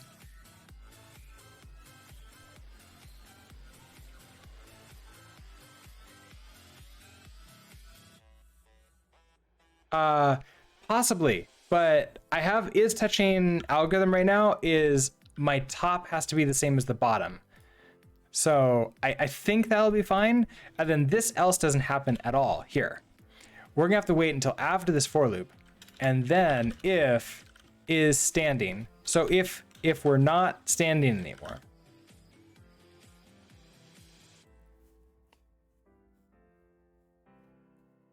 So if we're not is standing, then player dot set state entity state's falling.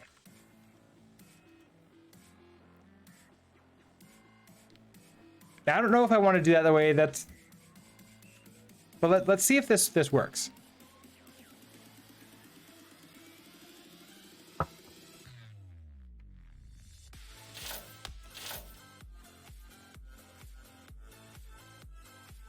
That I mean, I can move across it and I can fall off the edge. Okay.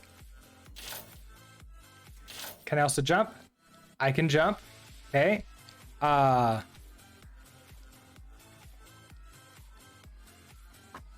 want to get rid of these debugs. I have a, I think that my lagging is due to the debugs. It takes a surprising amount of time, millisecond wise, when there's debugs. Especially when I'm debugging like such big like objects where I have to go like get the drawable for each of those, or like the display. Okay, let's see if this works any better.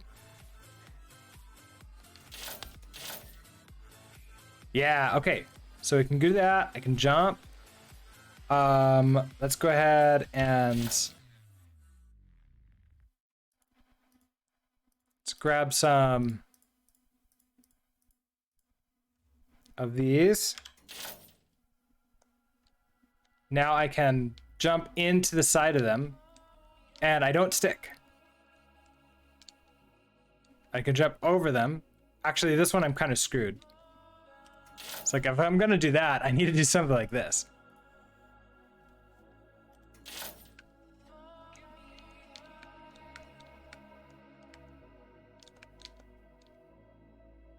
Oh, screwed again. Oh, E for edit. It's this one here.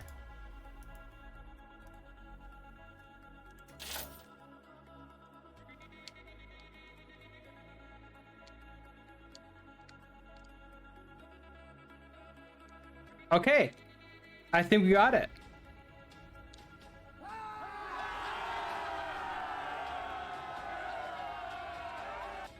We're able to finish and win the thing. The jump height is really small. Yes, the jump height is set in the library. Like getting these numbers, like I've never been something I've never really been good at is figuring out what the exact number should be. So we have this resource for the jump force. It's like 500 right now. If I make this even 1,000,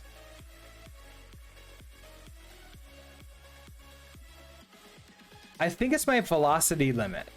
I think that's what's happening. Is that a little bit taller? Hold on, let's find out. Let's do that. Okay, so it's my velocity limit.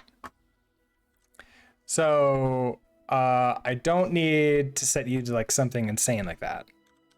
I need a max velocity. Let's set you to 20. Let's double it.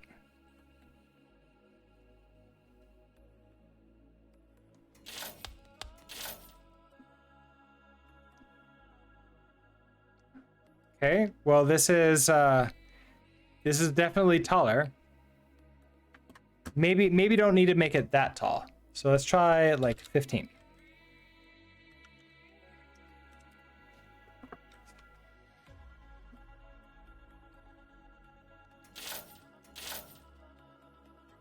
Okay, this feels really good. Let's figure this out. So let's try something like we're walking down here, but then we want to be able to like run over here. This can get us directly to like the end of the level. Then we have some things like this. You can even have some holes in the ground.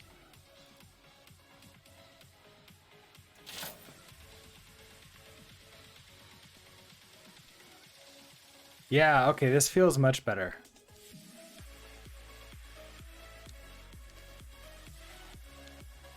Except I can't jump up there. Oh, now I'm dead.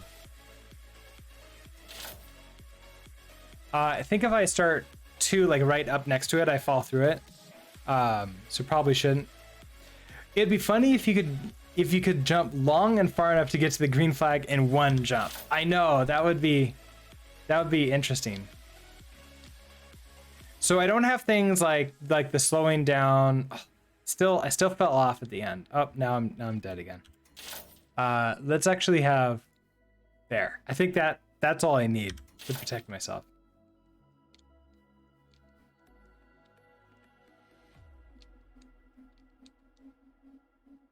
There we go. Now we can win. You pass through the block when you jump from the beneath them. That may be true. Let's double check that. I think you're right. So let's add in a block. Let's add in some blocks there.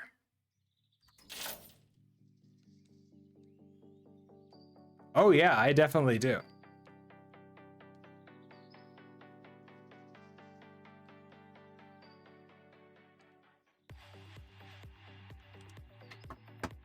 Let's see. So in collide with platform,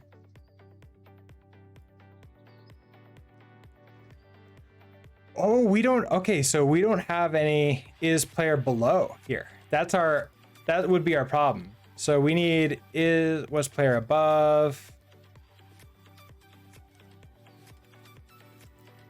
was player below.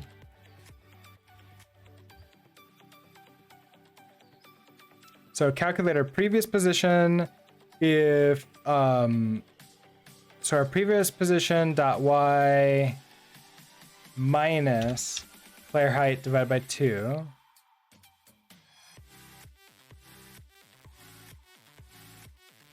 is less than platform dot bottom. Okay, so else if self dot was player below. Give it those.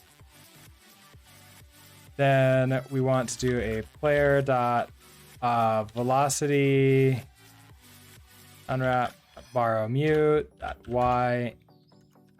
Reset that to 0.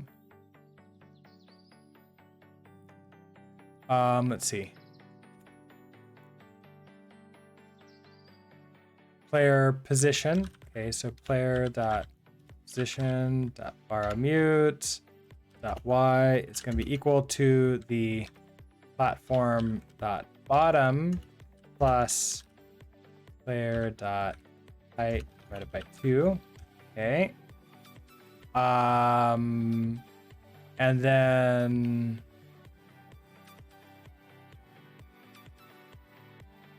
we want to do is standing equals false. Now, something I noticed here, we can probably get rid of this state setting here. But let's see if this hits me, like allows me to hit my head.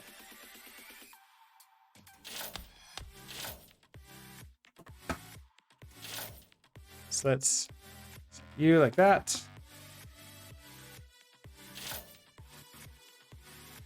Yeah, okay, so now I can't jump through anymore.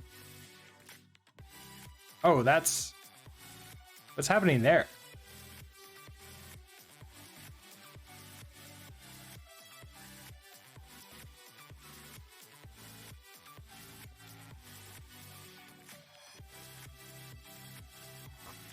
I think my reset here is not right.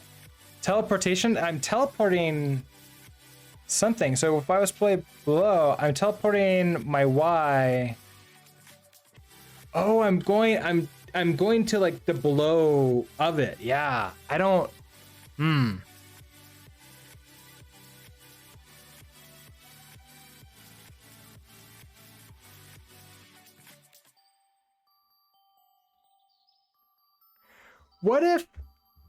What if I like calculate my previous position and that's just all we go to? Like that's just where we hit. It's like if we're colliding, then just put ourselves back where we were before. Well, no, because I don't think that's exactly where we want to like go.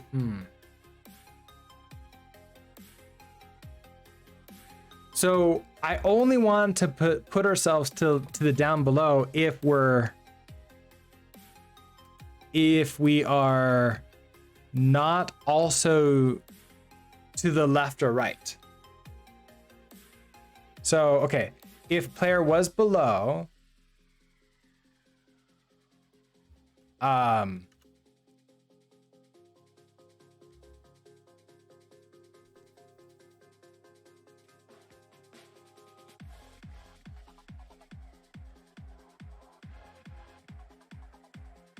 if we were okay, so if we were below it, but we're also to the right of it.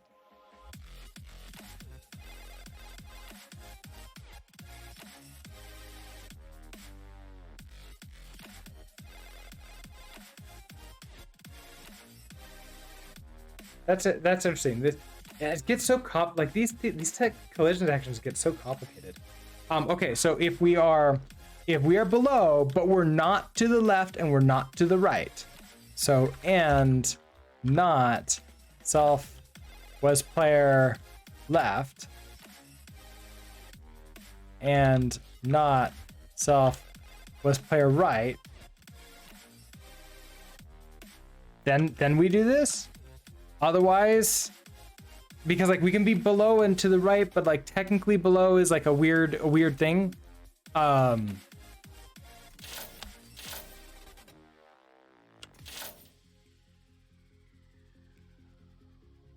Let's also like add some of these. Okay, so you can still hit that. There we go with that.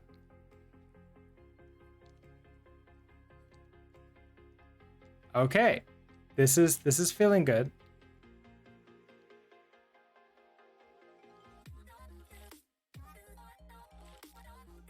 I like it. Trying to hit the edge, like the corner. And I think it's working.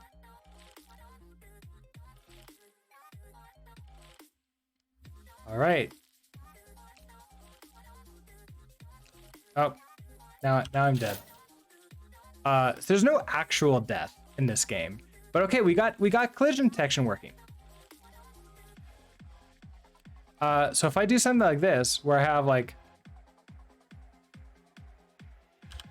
a little area where we can't get into. Yeah, that just works as I just run into it. And well, I can't duck in this game. And I can't jump high enough to actually get jump up there.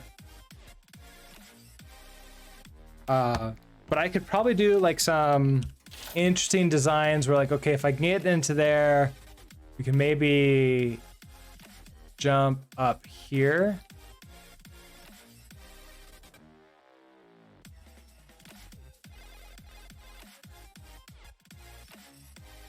So if I do something like this.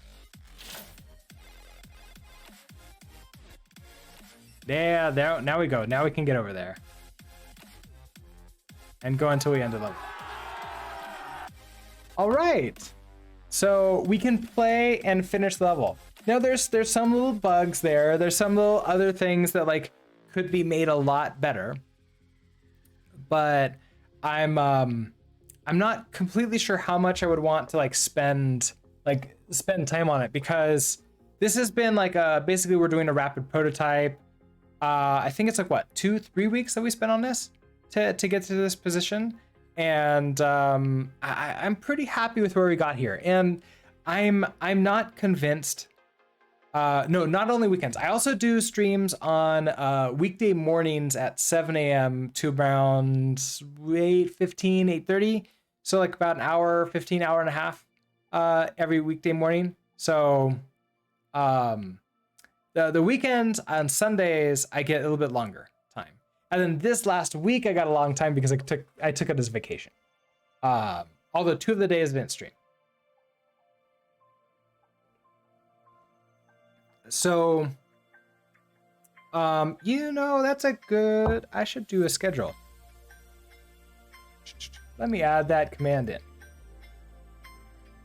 Add command, this is schedule, let's see, week, days, 7 a.m.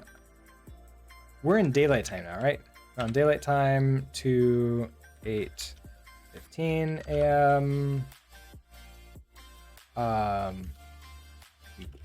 Sundays.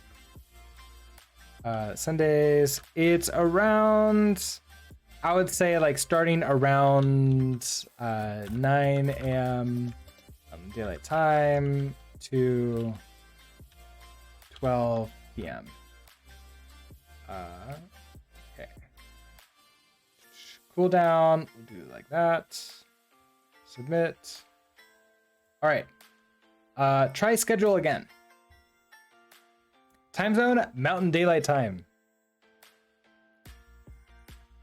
Take vacation to code. Done the same, although this is not work code. This is personal code. And that's a big thing, is this is like fun stuff for me. So this is hobby.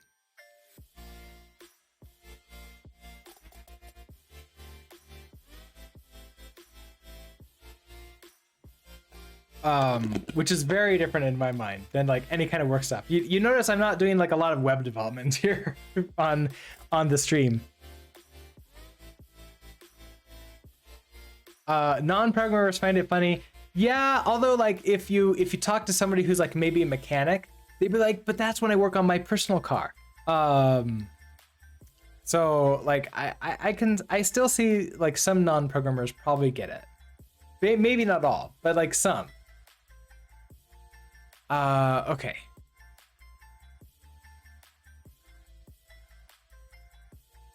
Let's clean this up. Okay, so you're upset because we're doing this super strict comparison. Let's see what we would need to do to make it not a super strict comparison here. So first of all, I'd probably want to get a value from this. So let's do let sort of the distance between. So there's gonna be distance equals platform top minus this. Now this might be a negative number.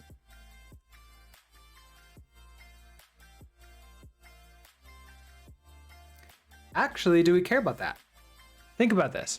If oh no, we definitely care about this. So let's do take this entire number and get the absolute value of it, so that becomes positive. So it's an F32. And then we want to do if distance is less than some really small number. So like 0.000000001. I don't know. I just made up a bunch. And the rest of that.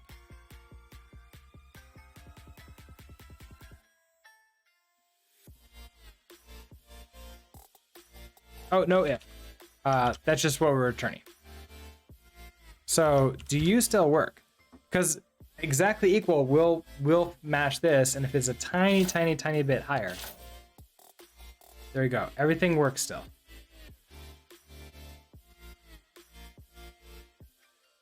Numbers like that, for that purpose, are called epsilon. Oh, is that something that exists? So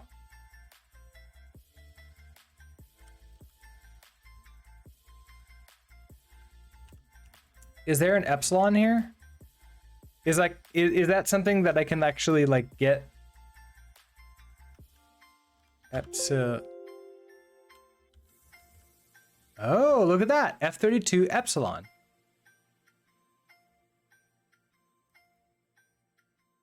Okay. So is less than F32 epsilon. Machine epsilon value for this. Okay. So if we run you,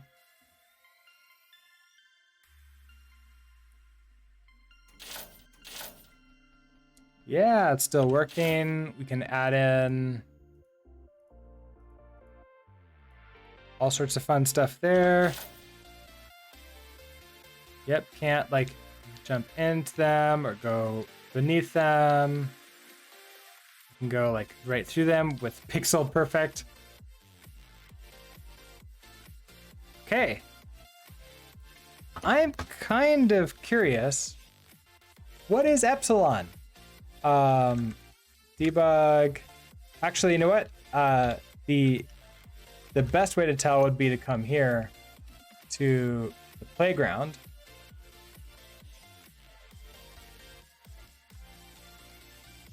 So we're gonna do a debug F32 epsilon.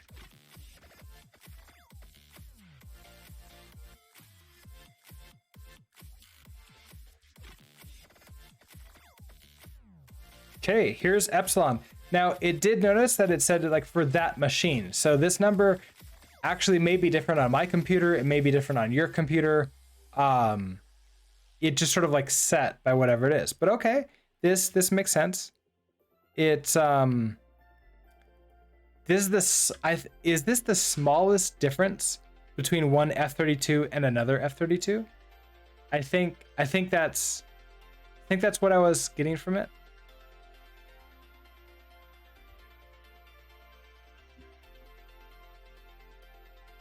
But that's pretty cool.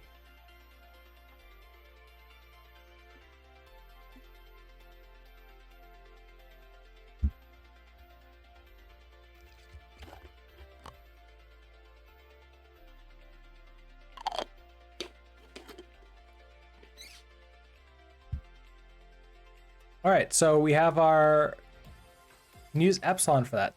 That's worthy of getting added into the wiki. I don't know exactly where I would put this. Just random Rust stuff.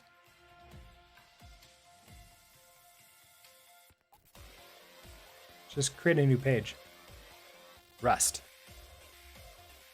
Oh, maybe the IEEE standard for floating point has something about it. Epsilon F32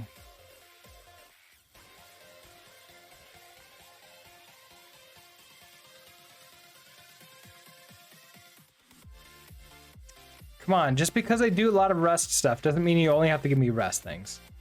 Okay, so Epsilon F32 floating point numbers, like what are you? Machine Epsilon, Wikipedia.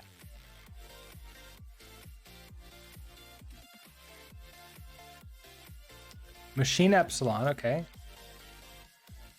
So machine epsilon gives an upper bound on the relative error due to rounding and floating point arithmetic. This value characterizes computer arithmetic in a field of numerical analysis and by extension in the subject of computational science. Okay, so this is the error that we can get for floating point numbers. It's really small, but still big enough that like problems can happen.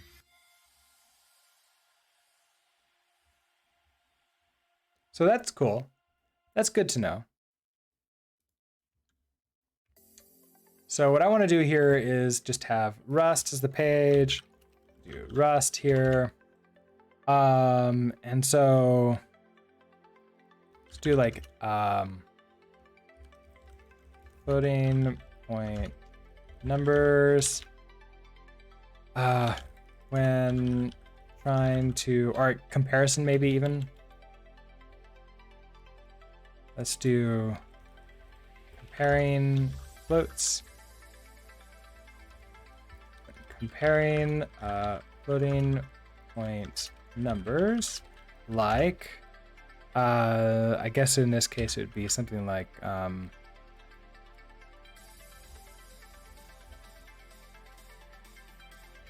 let's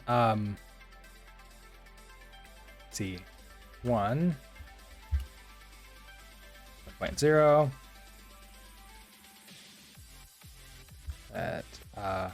let's see, another 1 equals 1.0,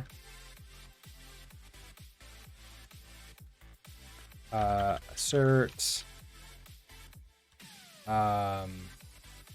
just, I guess we'll just do if 1 is equal to another 1, like that.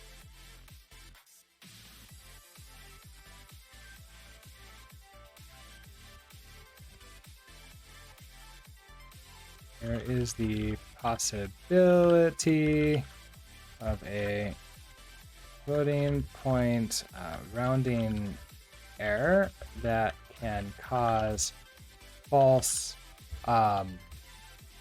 positives or negatives. You can use your own epsilon based on the error your application wants to tolerate, perhaps. Oh, interesting. So I can create my own epsilon and just have that throughout the system. Although in this case, okay, so it's a constant epsilon, machine epsilon value for F32. This is the difference between 1.0 and the next larger representable number. To me, that sounds like it's the smallest number above 1.0 that you can possibly have. So it would be like 1.0000001 or something like that.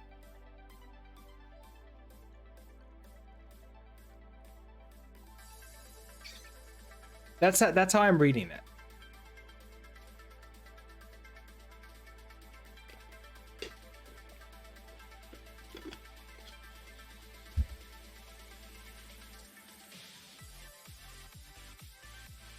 Okay, there's about negatives. Oh, we already have the rounding error thing. You can use the epsilon const to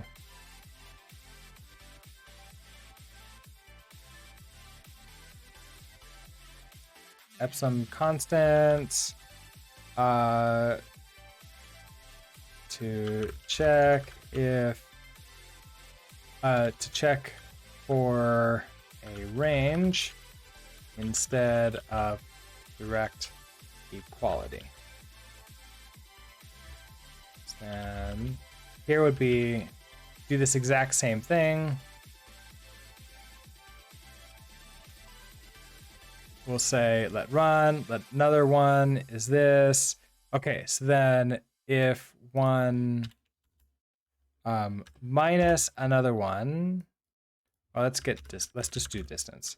Look at difference equals one minus another one.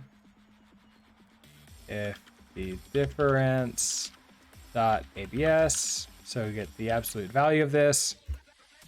If that is less than f32 epsilon, then do things. So it's gonna be do something.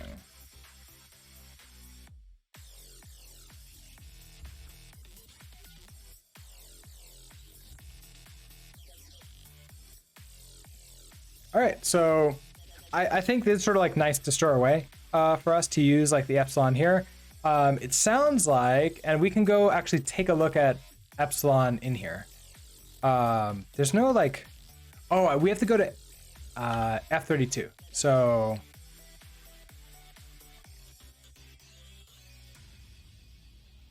there's methods. Is there a constant somewhere in here?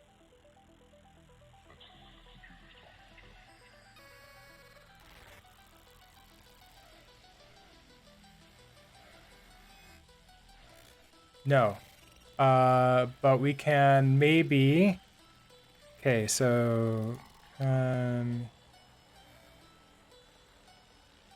see, here's F32. Well, if you're wondering what's happened, so am I.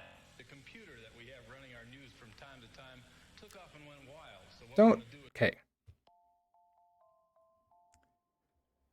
Search for the other F32 because there's a couple different ways we can get there. How about standard F32? Oh, here we go. Epsilon deprecation plant. Okay, that's good to know. Oh, okay, F32 epsilon. Okay, never mind. This is the one we are using.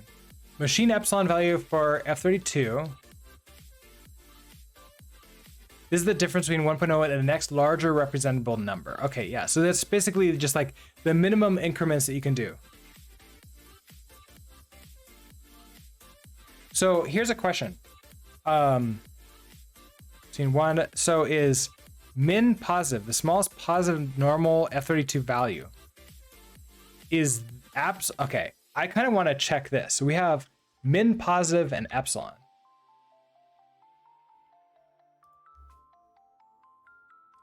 So debug that. I also want to debug 1.0 plus F32 min positive.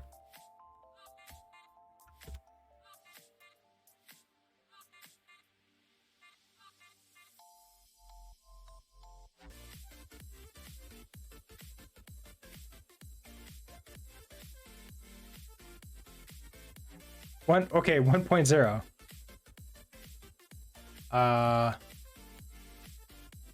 Min positive?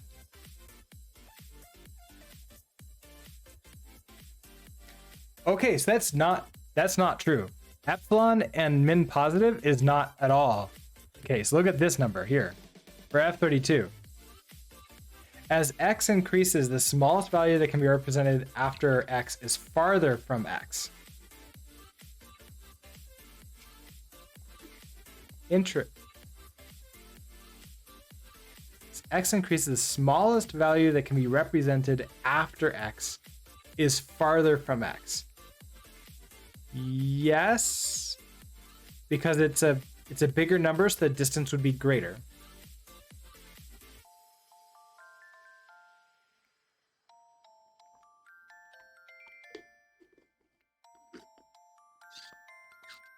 So I guess machine epsilon and min positive are two different things.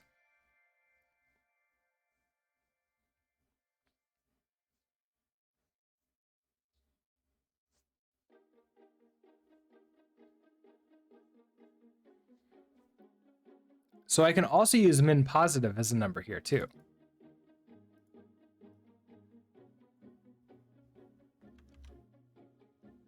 And they have a link to machine epsilon, which is this one. The float number line has gaps, and the gaps become larger the farther you are from 0. I think the distance epsilon has nothing to do with the float minimum. I think you're right. Like it must. So basically, if there is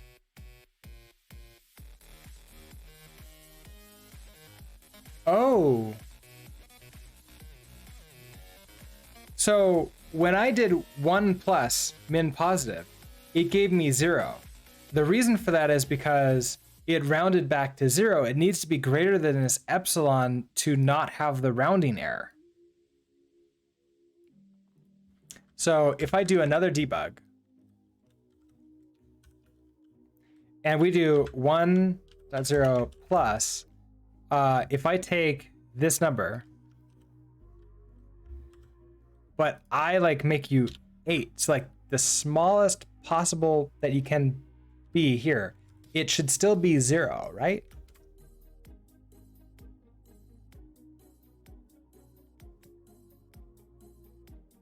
No, it's, well, it should be 1. It's not. Okay, so grab that. I was expecting it to be 1.0.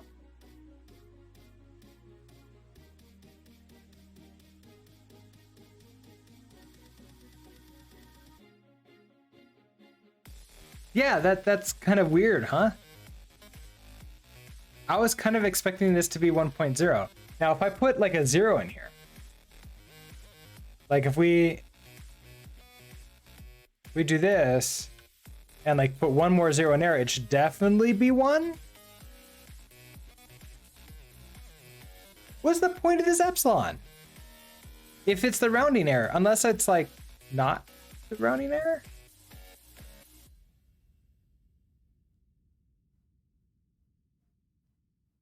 Rounding when printing?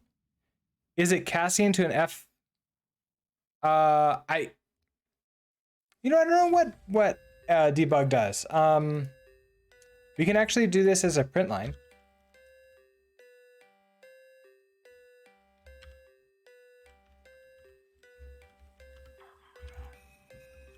I can do that.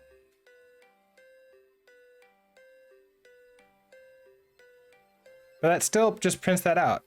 So it's can I see exactly what type it is? Okay, we can do this in F with the largest F. The largest F is F128. So we can try F128 epsilon.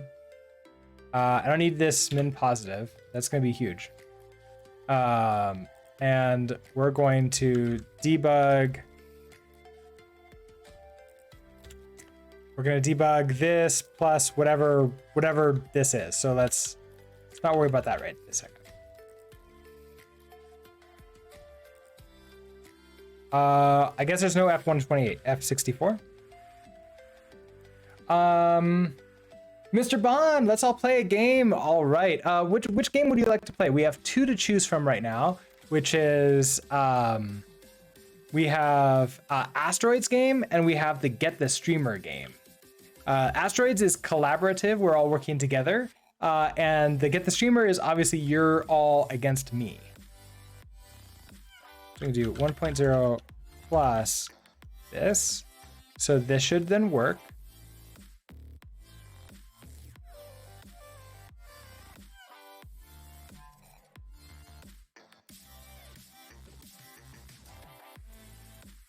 It gets us to hit this. And okay, so that rounds to 0.2.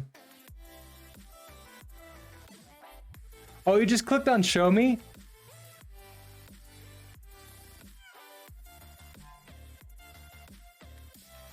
If you don't want to play that, let me know and I'll refund you those points.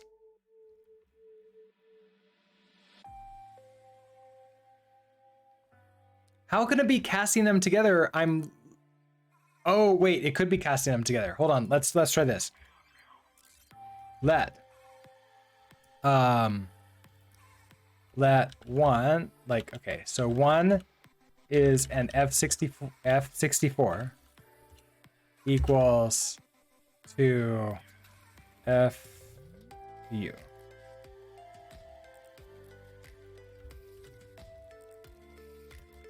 Okay, so I'm doing that. So we're printing out one. I guess, wait, this is epsilon. Then I also want to do that one, this is an F64 equal to 1. I want epsilon here, and this is going to be 1 plus epsilon.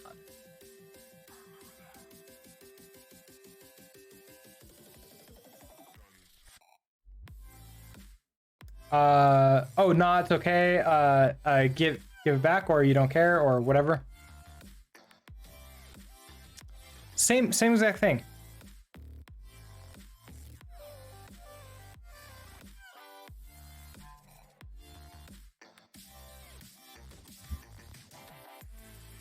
One plus epsilon as x64. Let's try it.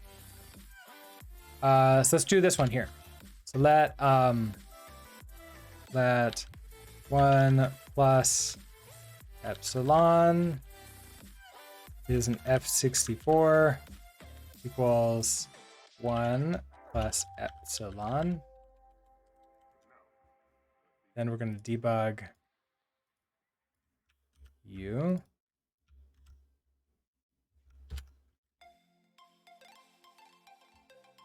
Same there, and if I even try to recast again as F64,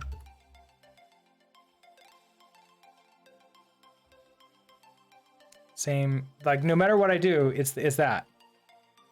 Now I'm just adding it to epsilon. So we're adding this number to 1.0 and we're getting this, which I believe is this, okay. Let's turn these into print lines.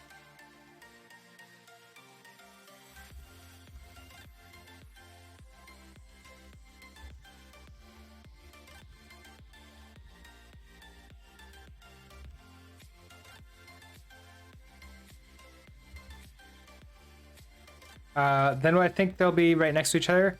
Yeah, so we can see it ends right here, which is, this is 1, 2, 3, 4, 5, 6, 7, 8, 9, 10, 11, 12, 13, 14, 15, 16 digits of accuracy. So pretty close here. Now, if I take this, so 1 plus epsilon, and I want,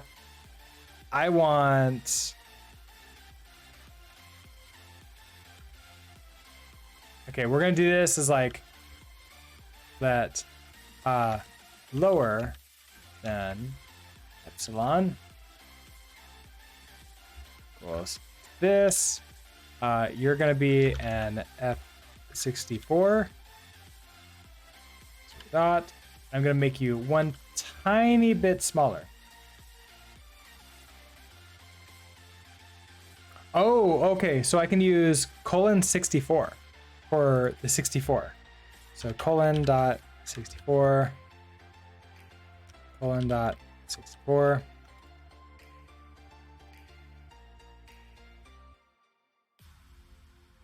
Oh, there we go. It's storing all of these. Okay, so this is what we got here.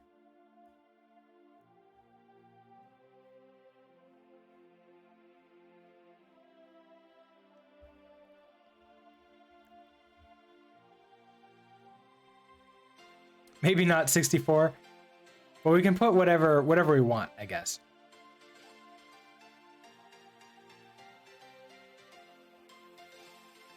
Now, if I take this, we reduce that just a tiny bit. We're gonna do another print line.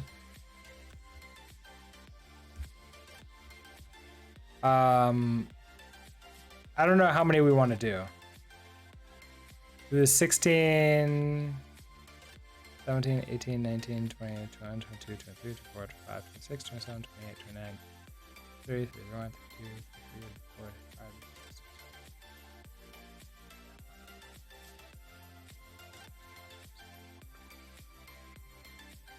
This is 52 at this point, but 64 is fine. We're just gonna do 64. It'll be good enough. And then what I'm gonna put here is this 1 plus lower than epsilon.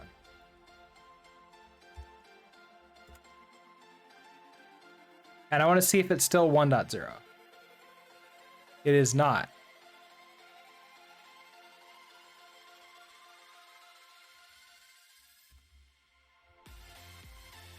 But it's exactly the same number.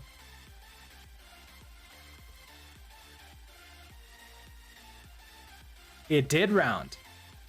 It rounded. Wait, what are these rounding to? 2 2 2 0 4 4 6 0 4 9 2 5 0 3 1 right here. But look at this. I do 1 here.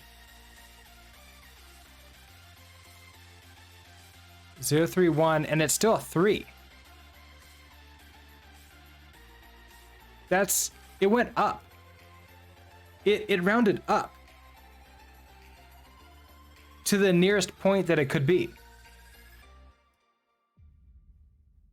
Now make the lower than epsilon significantly lower. So if I do something like 1.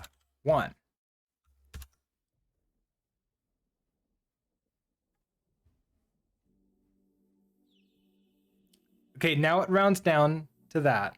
So 1 9.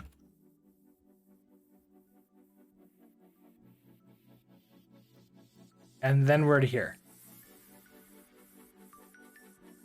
So that epsilon is the smallest next step to the next number that you can get.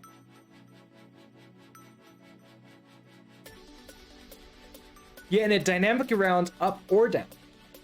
It rounds up or down.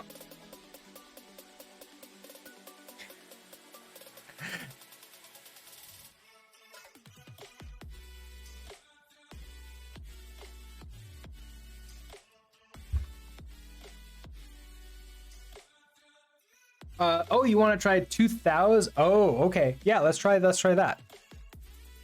So let's do, instead of 1, we'll do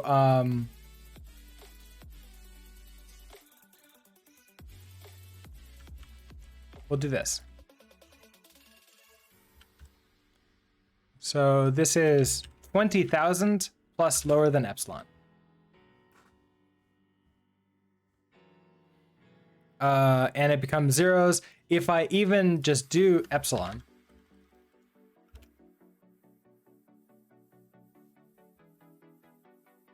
it's still that.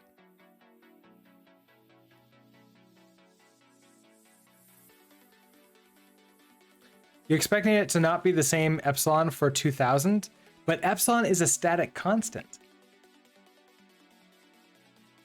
Because we get epsilon from F64 itself. I don't know. I was just playing around with stuff like for adding things together just to see what happens. So if we do this, we're taking. Why is this number so much longer? It's because of these zeros here. So it's the after the decimal point. That's why. Can I do something like 6? Will that make them even? No. Okay, that doesn't pad to the left.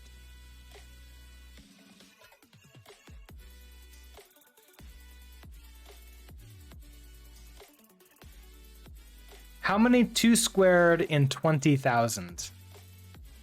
I don't know. The static epsilon is only valid for 1 plus epsilon. 20,000 has a different epsilon. Is there a way to calculate that? So these are constants. But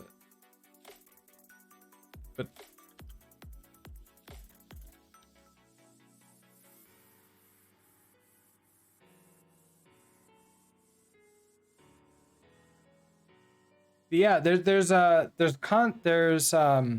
don't know if there's a way to like determine what an epsilon is dynamically.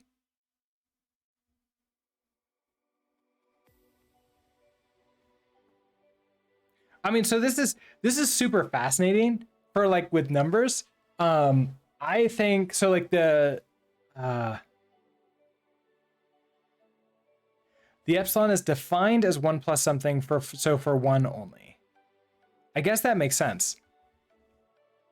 If we come back here and we just say, you know what, instead of 20,000, we just do 2 instead of 1.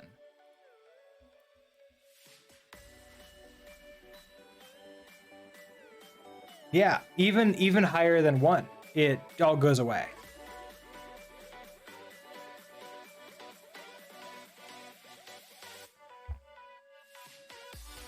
So the epsilon is literally only useful in less than, well, I guess like greater than 1.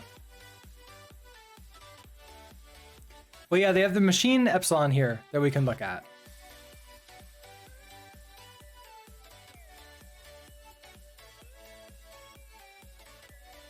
But okay, this, I mean, it's fascinating. The epsilon is, I think we'd have to define our own. I think we'd have to define our own if it's like greater than 1 that we're talking about. But if it's less than 1, like for example, in our collision detection that we're having here, this number is going to be like way less than 1. And so epsilon is perfectly fine to use at this point. But like, yeah, I could at this point in time create our own epsilon. Equals 0 dot something like that.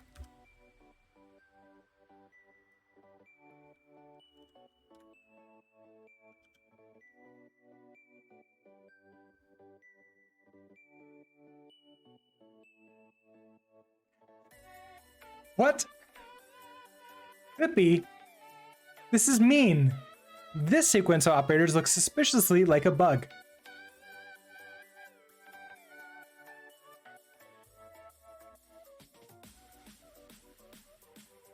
Oh, call it error? Okay.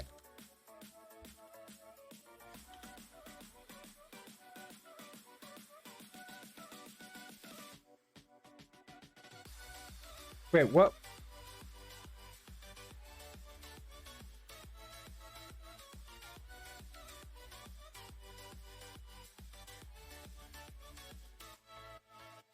Fascinating.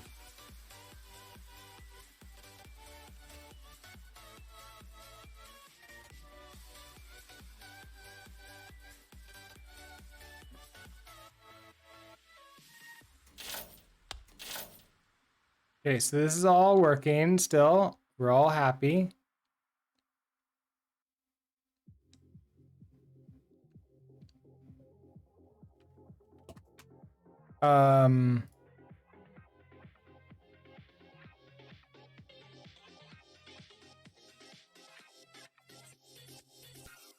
Now notice if I come up here and I say quick fix, look what happens. Player right is greater than player left. And if I hit save,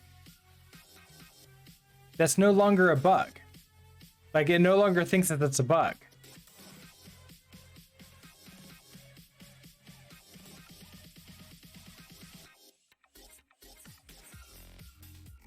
Oh, come on.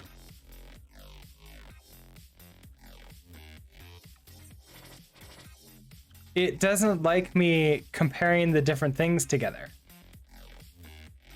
If I parenthesize these, it doesn't care. It's still an error. As far as Clippy is concerned.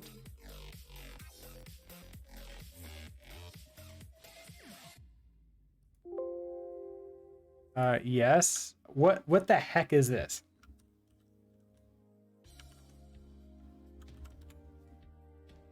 Clippy lints.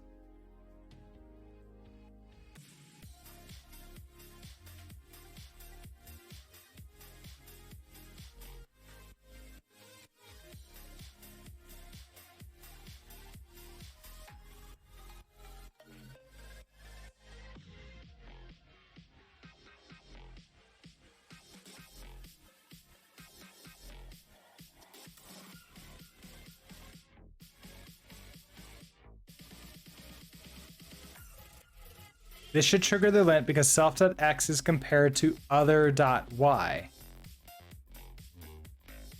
Oh, because it's thinking like, hey, if it's one thing, but because we're doing bounding box, like AABB is actually different. Interesting. That's so fascinating. That why didn't I get that error before from Clippy?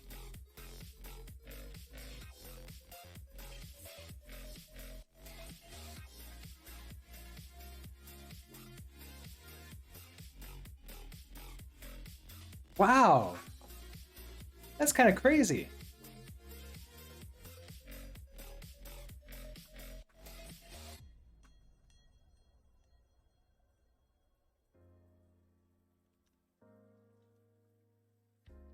Yeah, so I have this and here.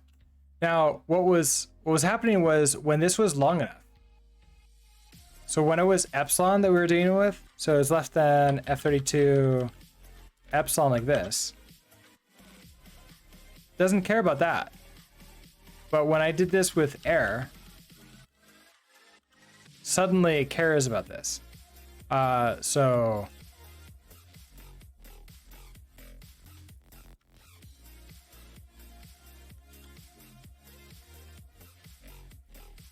still cares about it. So it's not just about length.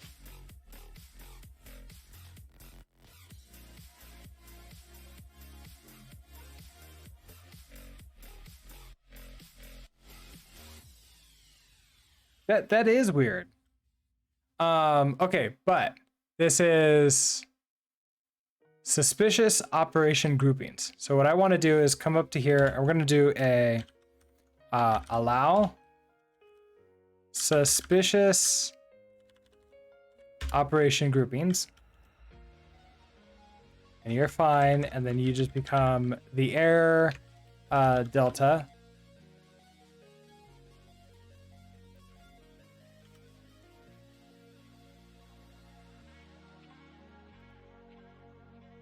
All right, there we go.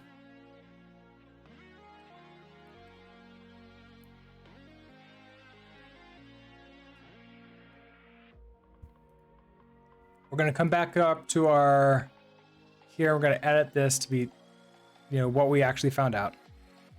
So we can use a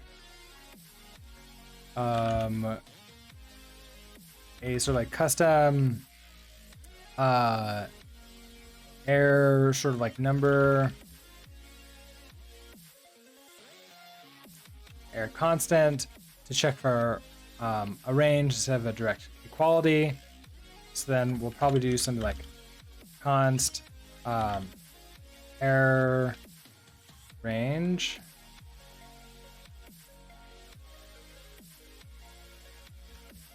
F32 equals 0.12345, 1. Good enough. Huh, wonder why you don't like that. Then this is now going to be this error range. Okay, then do something like that. So there we go.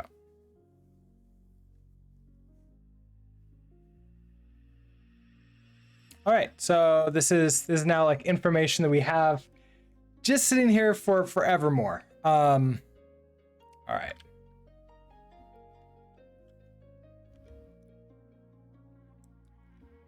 Well, let's see. I think for like programming stuff, I have to make the decision about like what more I want to do with this. But we can definitely like play and complete the level. So I'm super happy with that. It's a learning project for like adding in the doing like this level editing stuff, and I think it's working just fine. So I'm really happy about all that. Let's go ahead and make sure that all these other warnings are taken care of. So player position, using you. Let's see.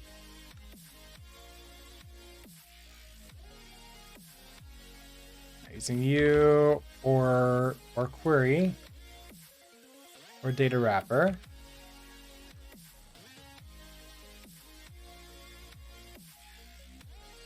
Or this.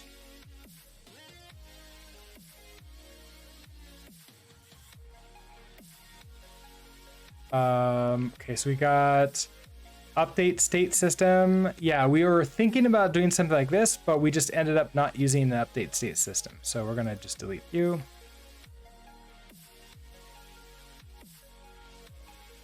So we don't need you at all.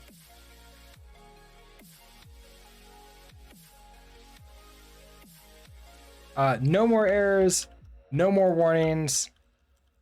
Let's go ahead and one last time make sure that this is working as expected.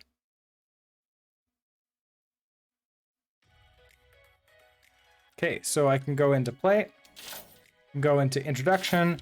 We can move into edit mode and sort of add things here. We can remove floors. Switch back to play mode. Can jump through all these. Like if we had tokens or whatever, we can like add them in here.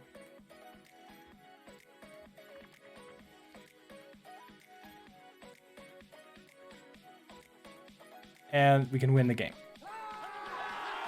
And with that lovely sound that we all love. And that's it. Now, there's a lot that could potentially be done, but I would have to decide, like, is this something that like I would want to build out to be sellable? I don't know if I want to, because this is like a learning project. And I'd probably want to use a different technology if I was actually like to build something more sellable. All right, so this brings down to here. Let's do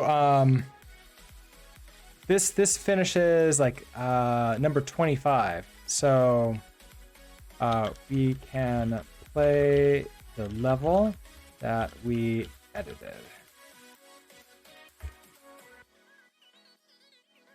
I'll push you up and then you are closed. So all of the stuff from our from essentially the rapid prototype milestone is done.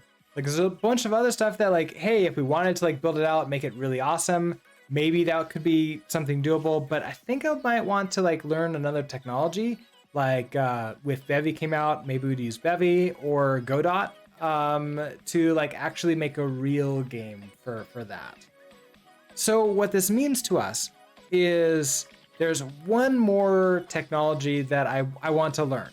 And probably using like GGEZ, because like the GGEZ is great in this way because it forces me to like program all of this stuff myself. And I don't rely upon anything else that's really doing any heavy lifting for me, besides the like just putting pixels onto the screen. Like that's the only thing it's really doing for me, like behind the screen of the scenes. Networking, multiplayer. I want to figure out how to do that. And then after that, after we get multiplayer set up, I think we can start learning some of the game engines that are like maybe a little bit more professional.